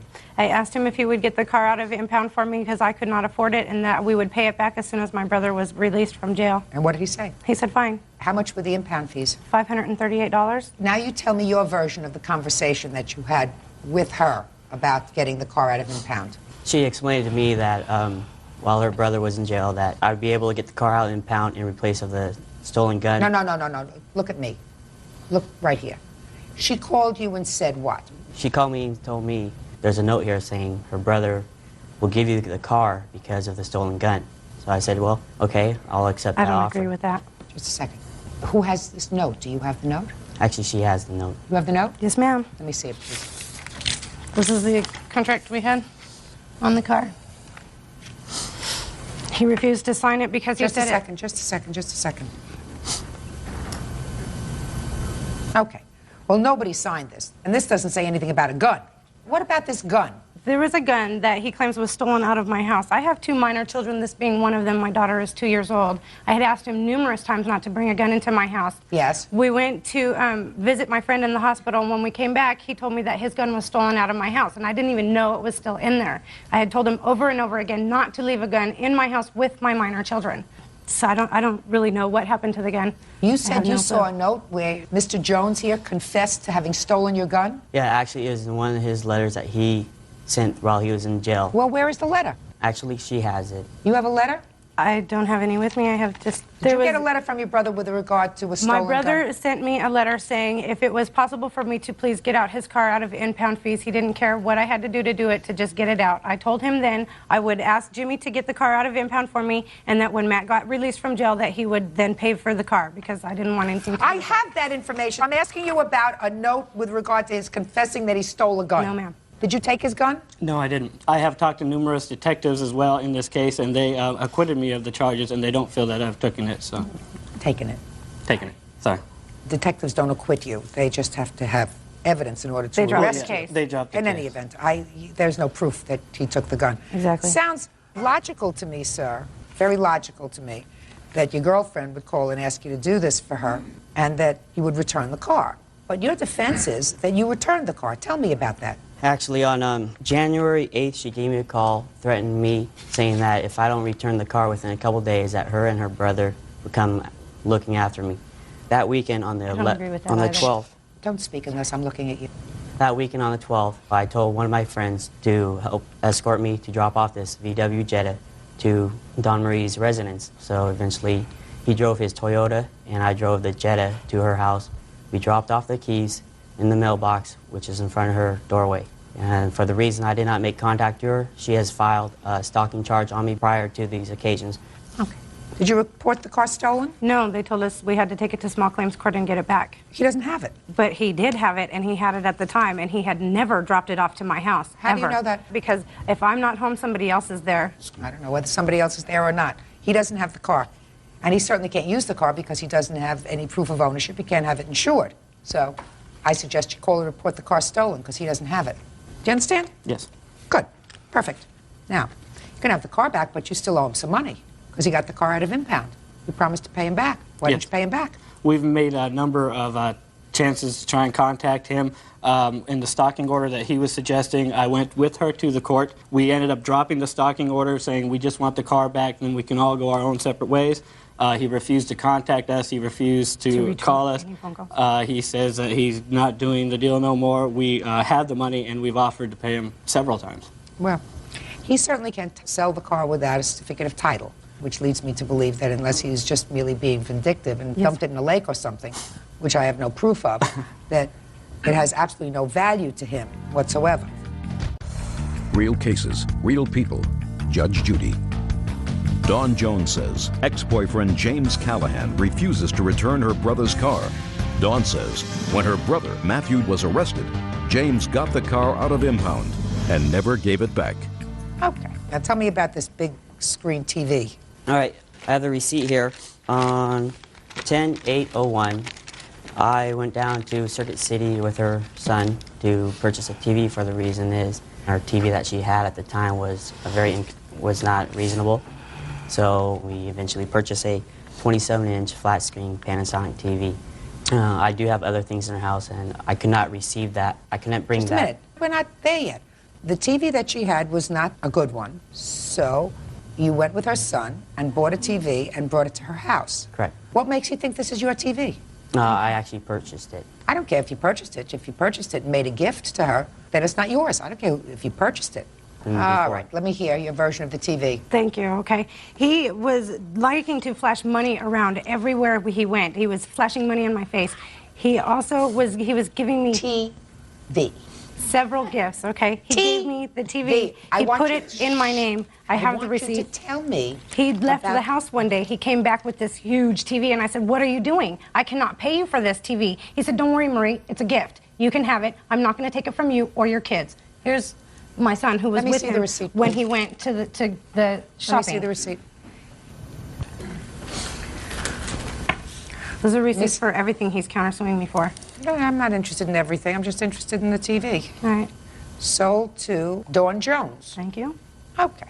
Now, when you give a gift, you don't take it back, sir. The relationship didn't work out. It doesn't mean you get the TV back. What you do get back is the $538 that you laid out for the towing fees for the VW. That's what you get back. Period. You go to the police and take care of your car. Will do. Good. Have I resolved that? Did you understand it? I understood it perfectly. Thank you. Goodbye. Have a happy life. Parties are excused. You may step out. I don't know what his problem is, but he is severely mental. There are certain times where if you're really nice, you let your guard down, people will, intend to take advantage of that. He broke into my house and woke me up while I was sleeping, doing nasty things. She's in distress right now, and she's trying to, make me look bad. He's psycho. He's psycho. And now the next case. All parties in the matter of Bullock versus Green. Step forward, please. 25-year-old student Corus Bullock is suing former friend, 25-year-old student Ernest Green, for breaking his windshield in a drunken fit. Mr. Bullock, the defendant is or was a friend or acquaintance of yours, and according to your complaint, you gave him a ride home from someplace when he was drunk. He went crazy in your car and did damage to the windshield of your car. Is that right? Yes, ma'am. All right, so tell me when this happened. On January 19th, it was a Monday, it was, because of the Martin Luther King event that was going on in St. Pete, Florida. Okay, tell me how it came to be that he was in your car. It came to be because I gave Mr. Green a call that evening asking him what he was doing for that day, because I had just met Mr. Green probably about a week before that. And he was like, give me a call sometime and, we'll hang out or whatever. So I gave him a call and I asked him, what he was doing for that day, and he was telling me about the event that was going on in St. Pete. So I asked him, would he like to go? And he was like, yes, we can go down there. Okay, and was he drinking at the time? At the time that I picked him up, no, he wasn't. Well, when did he start to drink? He started to drink on our way to the event because... in the car? Yes, ma'am. And according to you, he was drunk at the time he did this damage to your car? I wasn't actually drunk. I had drunk some drinks, but I was not drunk, Your Honor. I'm going to get to you in a minute. Go ahead. Well, he actually hadn't started drinking until we was on our way to the event. He asked me to stop at the liquor store on our way to the event. And he offered, me if I wanted anything I drink. I was like, no, I'm fine, So I was like, we'll stop and get you something. So as we stopped and got him something on our way to the trip, he had started drinking or whatever. What was he drinking? I can't recall the actual name of the beverages. I was drinking cognac. Cognac? Cognac. What time in the morning was this? It was not in the morning. What time was it? It was around 7 o'clock. In the evening? In the evening. And what kind of an event were you going to? We went to a parade. Also, just a second. You were going to celebrate Martin Luther King's birthday? Oh, yeah. I was not drunk. I mean, I'd had some drinks. Pay attention to my question. You were going to celebrate Martin Luther King's birthday, and you decided that the appropriate tribute to Martin Luther King was to drink cognac. Actually, just pay attention to my question. The appropriate tribute to this leader was to drink cognac on your way to the parade. No, actually, that wasn't it. Actually, Mr. Bullock had a couple drinks earlier, too. I'm talking about you. Hold on, Your Honor, that's a false statement. I didn't have anything to drink. Just a second. Yes, ma'am. I'm talking to him. Now I'm not talking to you anymore. Let's get to the windshield, please. Yes, ma'am. Earlier that day, I got a call from one of my other friends who was telling me that he was throwing a little private party at an after-hour event. So after we left the Martin Luther King event, on our way back, I told Mr. Green about the event. He asked me, could he come? And at the time, I knew he had been drinking or whatever, and I was like, well, we'll take you home first, and then I'll come back and get you. And then he made a statement that he wasn't ready to go home because he knew if he went home, his girlfriend would not let him back out. Excuse me, Your Honor, that was not true. So when I took him there or whatever, I said, well, you took him to the party. Right. It wasn't an event. It was a party, right? Yes, ma'am. Oh, okay, so let's not say event. We went to a party, and you took him to the party. Did he continue to drink at the party? Yes, ma'am, he did. We haven't gotten to the windshield yet. When are we going to get to the windshield? I'm losing we're getting patience. to the windshield right now, ma'am. Good. All right. Well, we at the party. That's when he started getting a little belligerent, and one of the actual bouncers had saw that his attitude was rude towards some of the females in the club, that he was grabbing on them and harassing the women. And he said, "You're all going to have to take him home." And I said, "That's not a problem." I said, "I'll take him home." On our way going down the interstate, Mr. Green's attitude had really changed. I mean, he had started getting very rude, loud. He had started, you know, saying some obscene things. Where was he sitting? He was sitting in the passenger seat. Excuse me, Your Honor, that's not my character. Just a second. It's not my character. Don't interrupt. All right, so he's rude, he's belligerent, he's using bad language. Get to the windshield. So we were approximately about a block from his home, and he had just started really getting loud, and before I knew it, he had started swinging at the windshield like this, going like this, and I was like, "What are you doing?" And before I knew it, I looked up, and my windshield was cracked, and we was about a block from his home. And he cracked the windshield with his what? With his fist. Do you have a picture? Yes, ma'am, I do. I'd like to see it, please. Judge, if I broke a windshield, cracked the windshield, I'm pretty sure. Am I looking in your direction, Mr. Green? Okay, sure.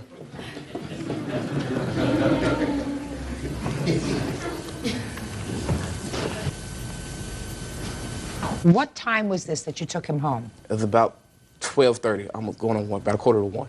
And you picked him up at what time? I picked him up about 6 o'clock, 6:30. What time did you get to the liquor store? We made it to the liquor store about 6:45. So he started to drink cognac at 6:45? Yes, ma'am. And it would be fair to say that he drank from 6:45 until about 12:30, a quarter to 1? Yes, ma'am. No, it wasn't, Your Honor. Oh, okay.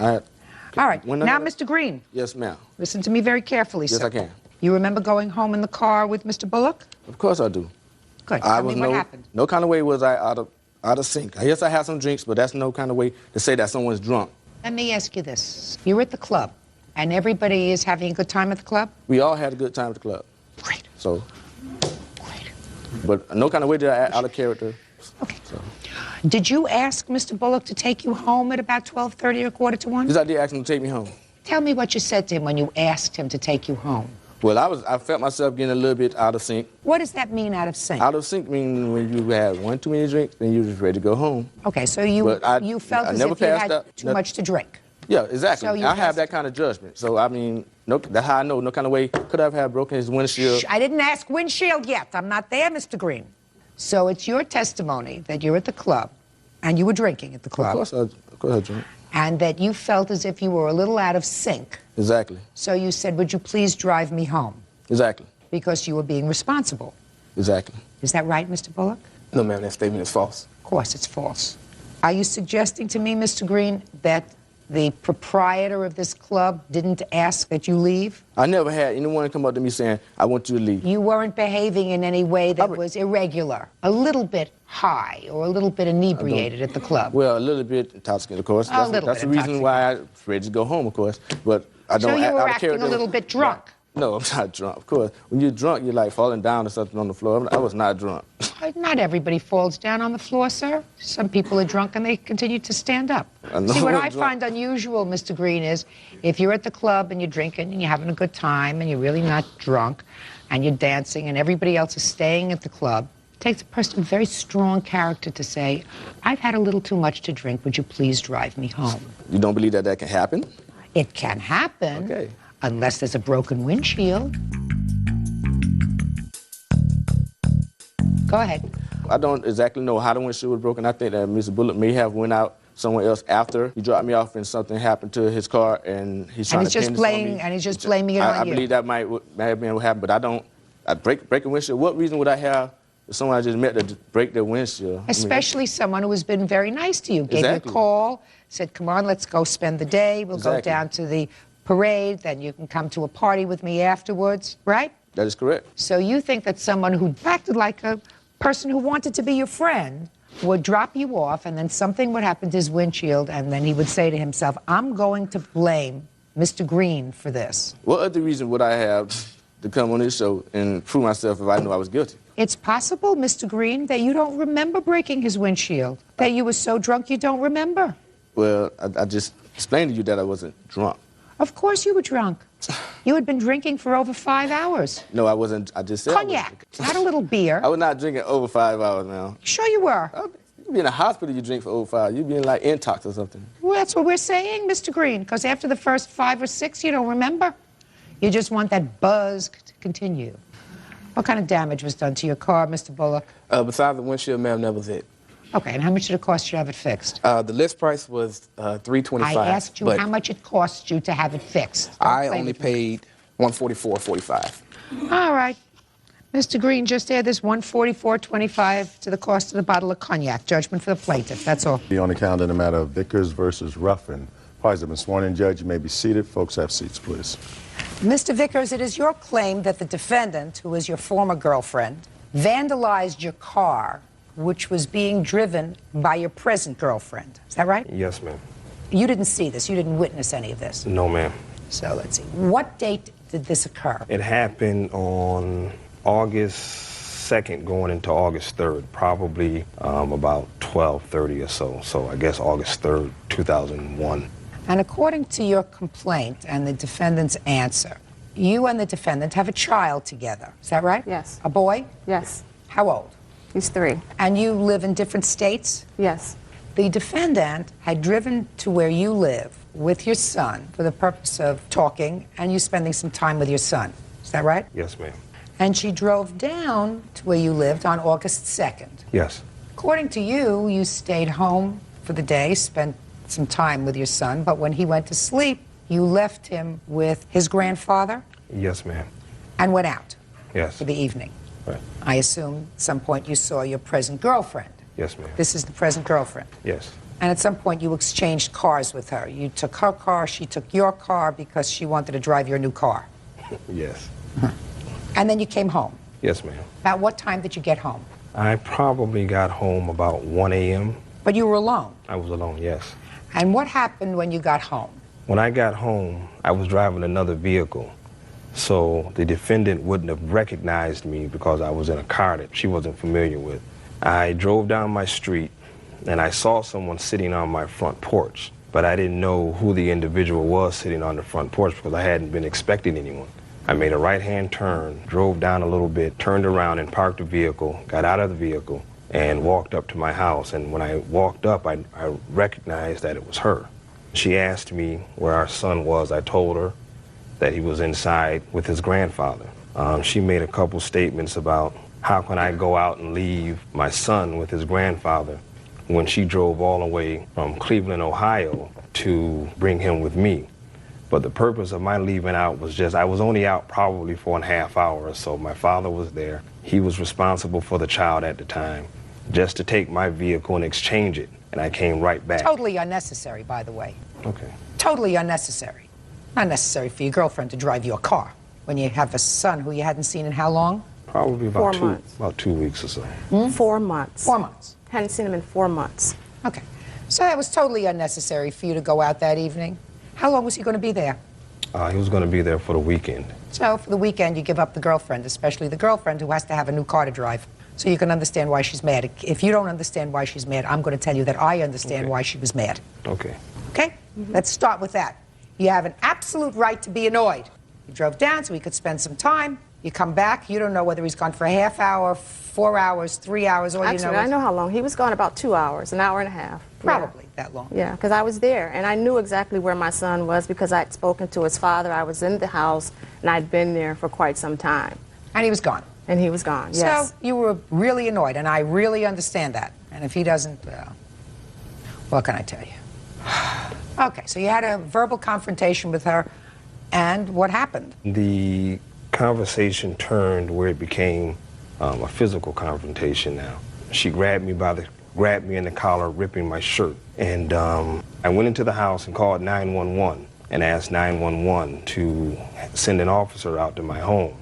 So as I'm on the phone, I'm continuing trying to keep her at bay from further attacking me. So I hung up the phone from 911 and she continued to come after me. So I grabbed her and I put her down on the ground and she just totally just ripped my shirt off.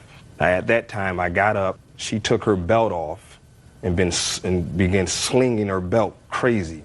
I ran back into the house, called 911 again, asking them to hurry up and send a police officer out to my address. By this time I'm inside waiting for the police officer to come and she's standing outside. When the police finally arrive, I come out, I tell the police officer what had happened and that I had placed a call. And she told the police officer that she wanted her son.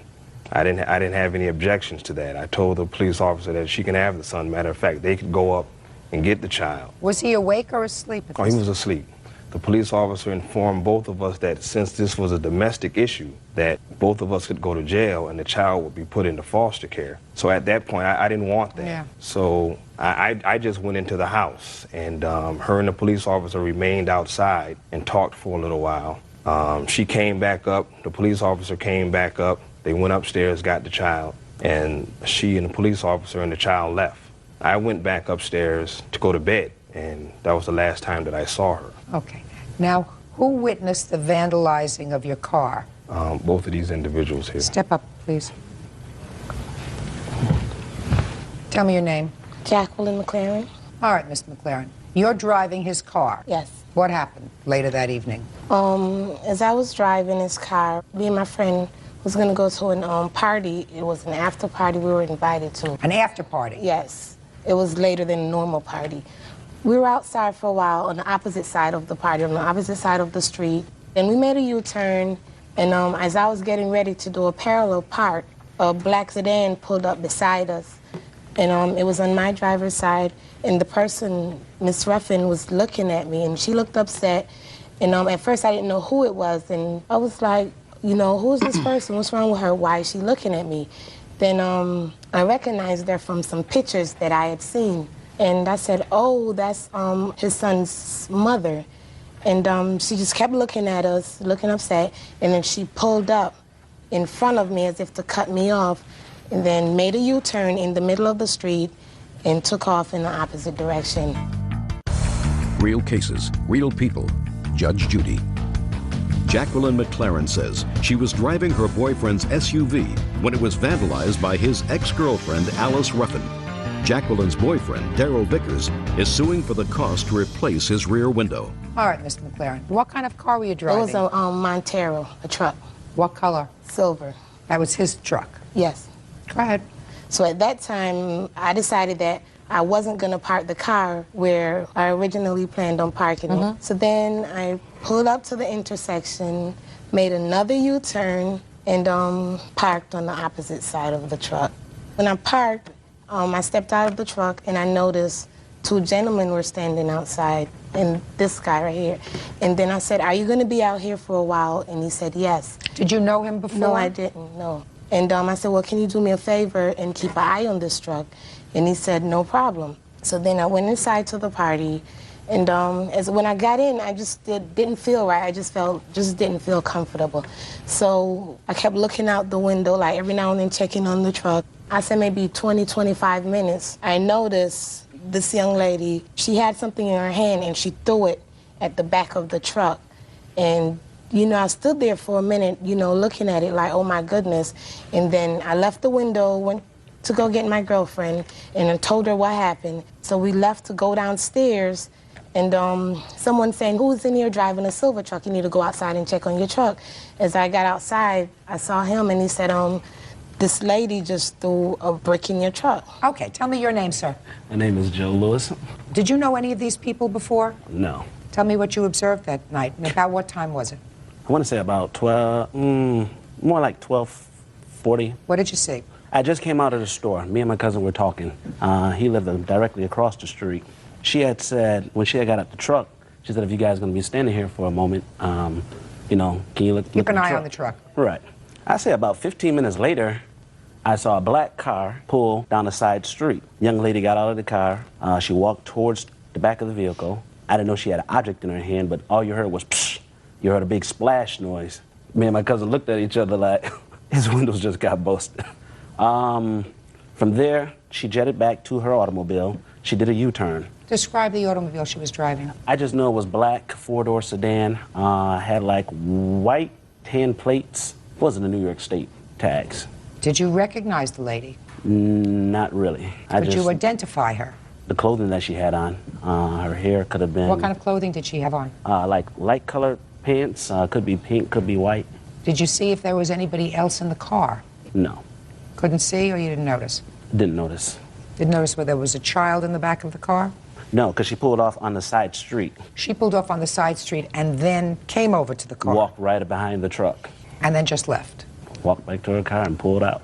So you couldn't tell me, as you were standing here today, if this is the young lady who did it?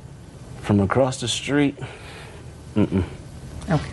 But you recognized her? Yes. Okay. Thank you very much. Thank you for coming today. Okay, Ms. Ruffin, let me hear you. Okay, well, I am here today, and I just want to say that I did not do what Mr. Vickers is saying that I did. Mr. Vickers is strapped for cash because I filed child support, and he's very, very, very bitter. He may be very, very bitter. He's talking about an incident that occurred where he says you were so angry that you threw a rock at his car. Okay, well, I didn't do it, and I think you did. I don't. You think I did it? Yeah.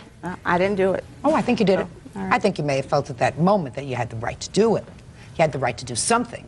If it wasn't throwing a rock at his head, you decided to do his car instead, because the closest thing to a man is usually his car. And if you couldn't get him, you were going to get his car. You behaved very badly that night, Miss Ruffin. Not just with the car, even before the car at his house. I can understand that you were angry. What did I do at his house? You became physical with him. No. He became physical with me. Really? Why would he call the police if he became physical with you? Okay, let me just go back to the story that he said. I went to his family reunion and I saw him there. That was probably the second time that I'd ever seen his vehicle, so he says. When he left his family's get-together, he said, I'm going back home and I'm going to bed. You can come by later if you want to talk. You mean that was on August 2nd? This was on August 4th. This was Saturday, because I left early that morning. This was Friday night, Saturday morning. Okay. When I left the family reunion, I went over to a girlfriend's house who was having a bridal shower that weekend, and I sat with them for a while, and they were going out, and I was. Just tell me what happened when you got back to his house and you found he wasn't there and you waited for him. Okay, when I got back to his house, I sat. I talked to his father for a little bit. Fine, you talked to his father. He finally came home. What I want to know is he finally came home. Okay, well, this is why I'm going to tell you this, because I was sitting on his porch. I had just called a phone number that his brother had given me and said it was his cell phone. I called the phone, and a female answers. And I said, well, may I speak to Fahim? That's what I call him. And she says, who is this? I said, oh, no, who is this? She said, this is Jackie. I said, well, I'm looking for Fahim, and I hung up the phone. About 10 minutes later, he comes storming around a corner.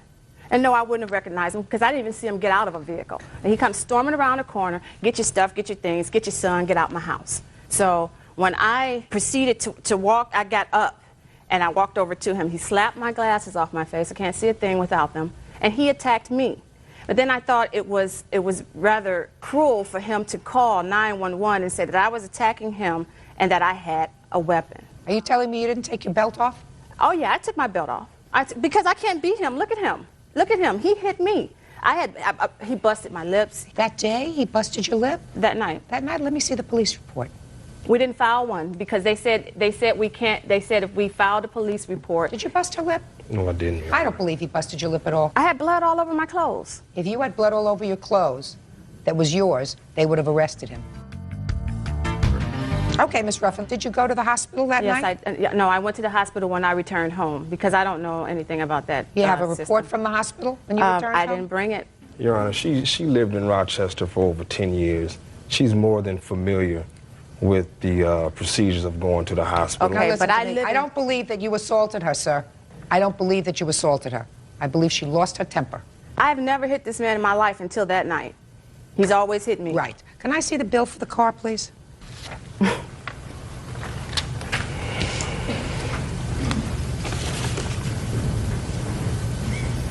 What? She busted a car window. That's not $2,000 worth of damage. She busted a rear window, broke all of the decals. She did a lot of damage to the vehicle. It was a rather big brick. She did a lot of damage. I also have other pictures that would indicate when she threw the brick through the rear window, there was a bottle of bleach in the back cargo area of my vehicle. And the brick bust the top of the bottle of bleach, spilling the bleach all over the back of the vehicle. What year car is this, sir? It's a 2001. It was a brand new vehicle. I had just bought it.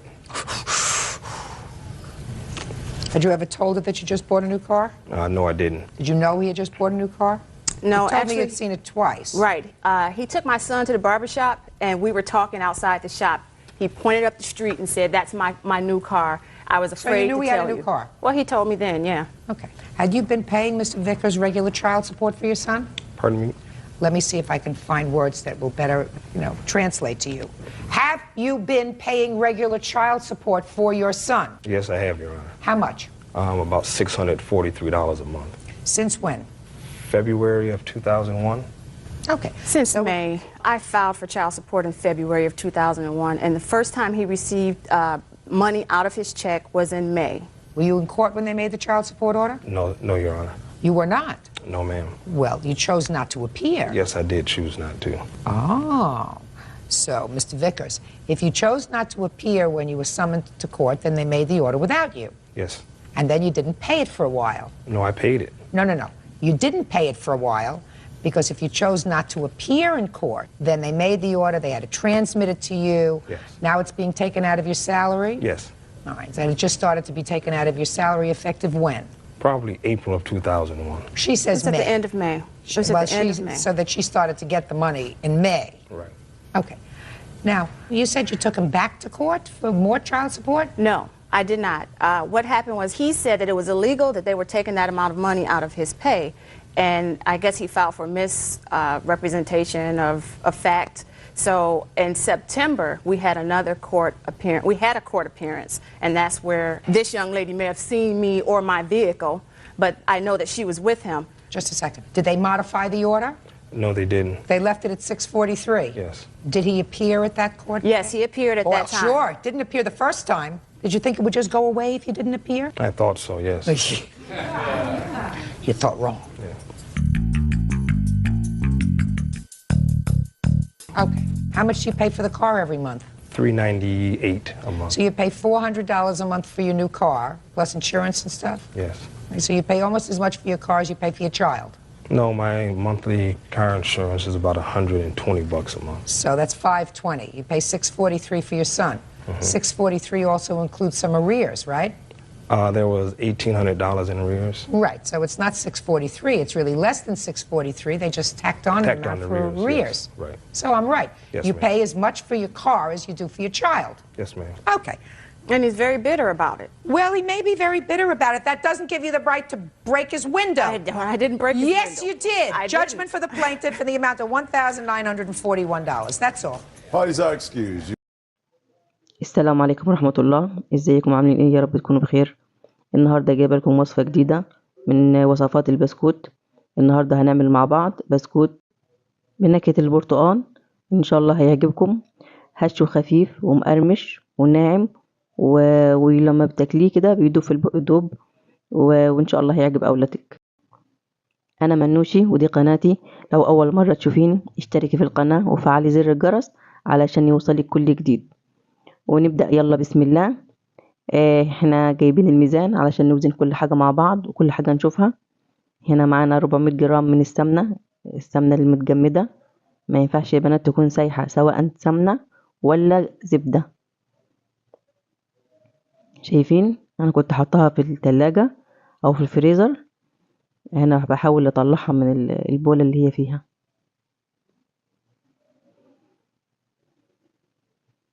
دي اول حاجة واول تركة من نجاح البسكوت ان السمنة تكون متجمدة ما تكونش سايحة.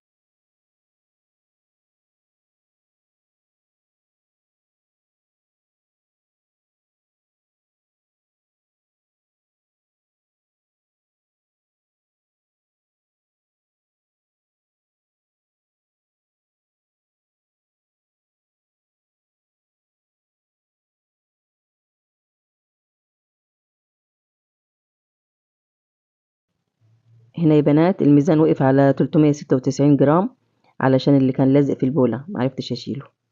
يعني تقريبا 400 جرام تقريبا. ولو هتستخدمي الكوباية المعيارية اللي هي 200 جرام هيبقى كوبايتين من الكوبايات المعيارية اللي هي 200 جرام. وهنا هنوزن السكر المطحون. لازم يا بنات السكر يكون مطحون جدا ويستحسن انك انت ممكن تنخليه لو شك ان هو ممكن يكون مش مطحون. هنا معانا 320 جرام من السكر المطحون. لو بالكوباية برضو المعيارية هيكون كوباية والتانية كوباية الا ربع يعني كوبايتين الا ربع تقريبا. بس يستحسن يا بنات ان احنا نستخدم الميزان. وهنا هنخلط السكر على السمنة وهنضربهم كويس بالمضرب الكهربائي.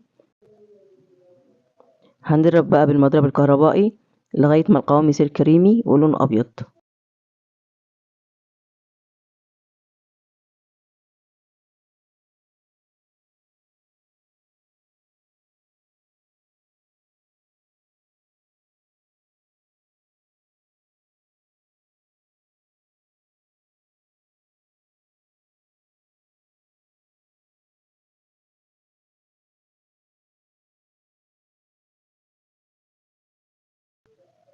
وهو اللون بدأ يتغير زي ما شايفة حضرتك، وبننزل الحروف بالسباتيولا.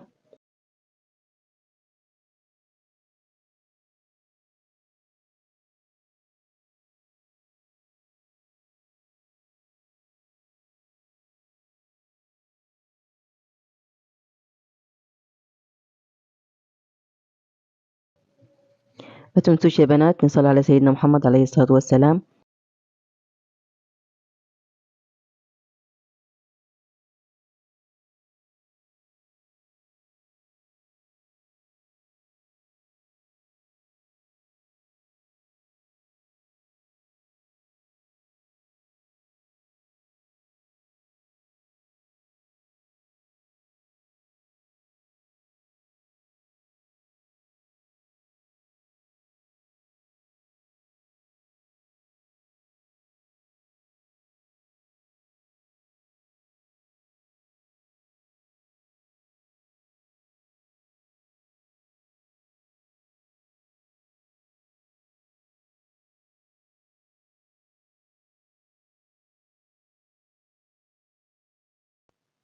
وكده حضرتك احنا كده وصلنا للقوام المطلوب واللون المطلوب. هنبدأ نبدأ في مرحلة البيض.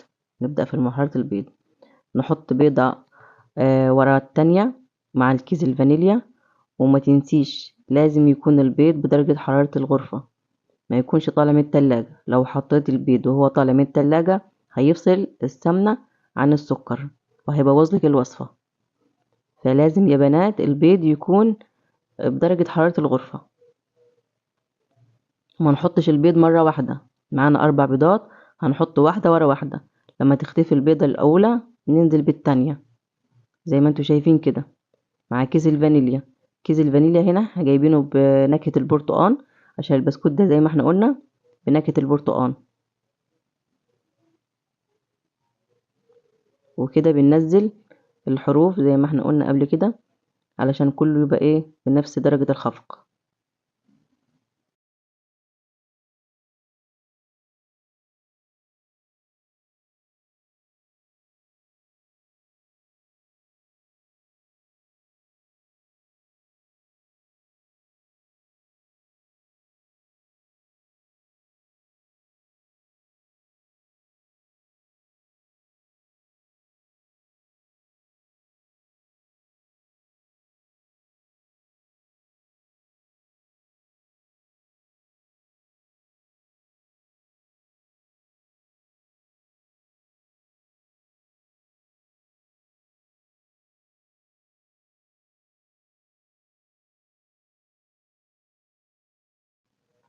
وهنا حضراتكم هنكون خلصنا خلاص مرحلة البيض.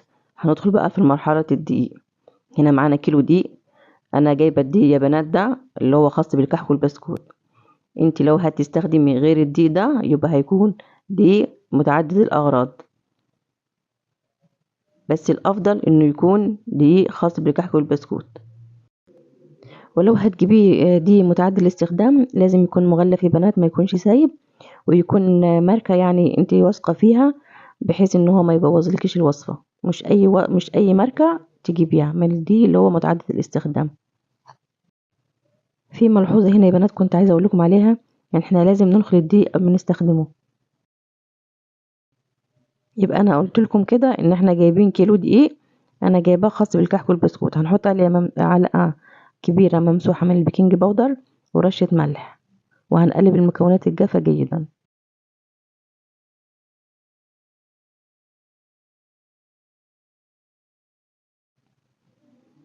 واحنا كده خلاص قلبناهم كويس، وهننزل بقى المكونات السائلة اللي هو الزبدة بالسمنة والبيض.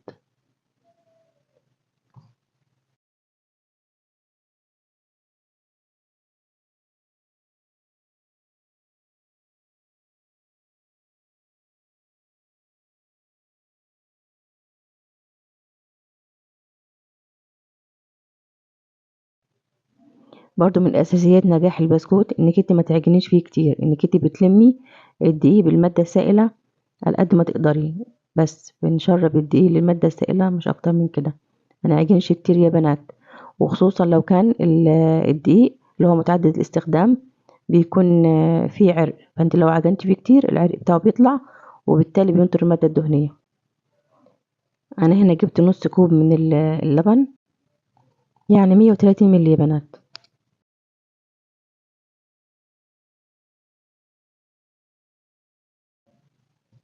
على فكرة يا بنات انا هنا هستخدم الكيس الحلواني، لو انت هتستخدمي المكنة يبقى كفاية 110 مللي او 100 مللي من الحليب. احنا كده خليناه 130 مللي علشان العجينة، عشان كيس الحلواني بيبقى العجينة بتاعته طرية شوية عن عجينة المكنة.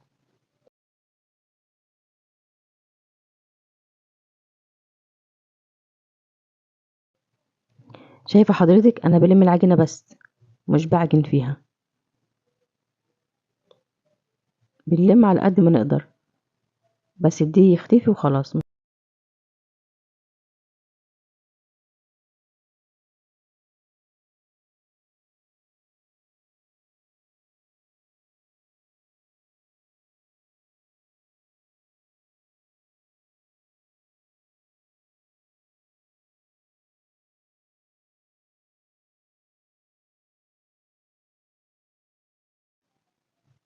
كده العجينة خلاص خلصت، بسم الله ما شاء الله جميلة اهي طرية.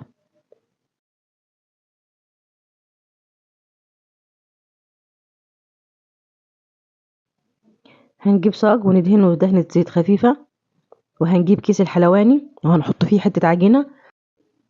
وملحوظة يا بنات ما تحطيش عجين كتير في كيس الحلواني علشان اولا العجينة ما تسخنش معاكي وتتأثر من السخونة بتاعت ايدك، وثانيا علشان تعرفي تتحكمي فيها. لما تكون العجينة قليلة تعرفي تتحكمي في الكيس احسن وبتطلعي التشكيل احسن.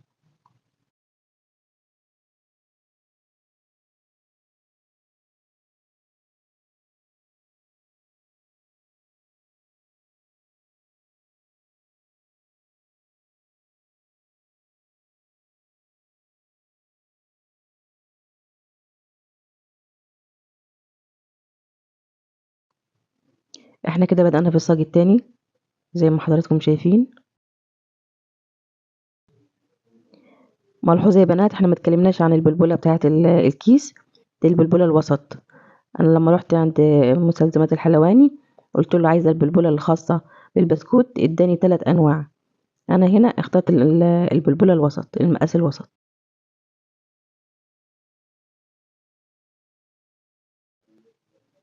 وده اخر حاجة في الصاج التاني.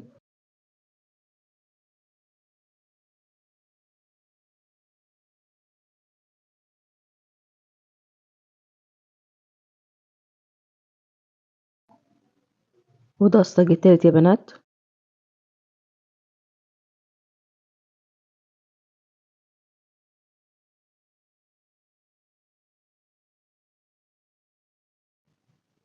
وهنا الصاج التالت خلص وبدأنا في الصينية. جبت صينية من عندي علشان السيجان خلصت.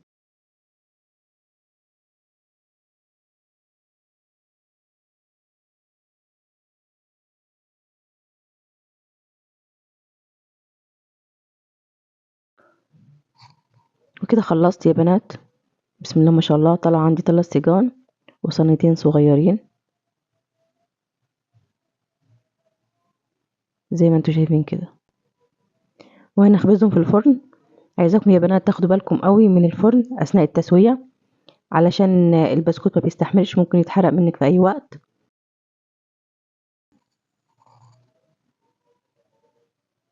وكده خلصنا سوينا البسكوت، بسم الله ما شاء الله طالع زي الفل، ناعم جدا والبسكوتة مقرمشة في نفس الوقت. وان شاء الله الفيديو يعجبكم، وما تنسوش تدعموني بلايك لو عجبكم الفيديو، وبالهنا والشفا يا رب على قلوبكم، والسلام عليكم ورحمة الله.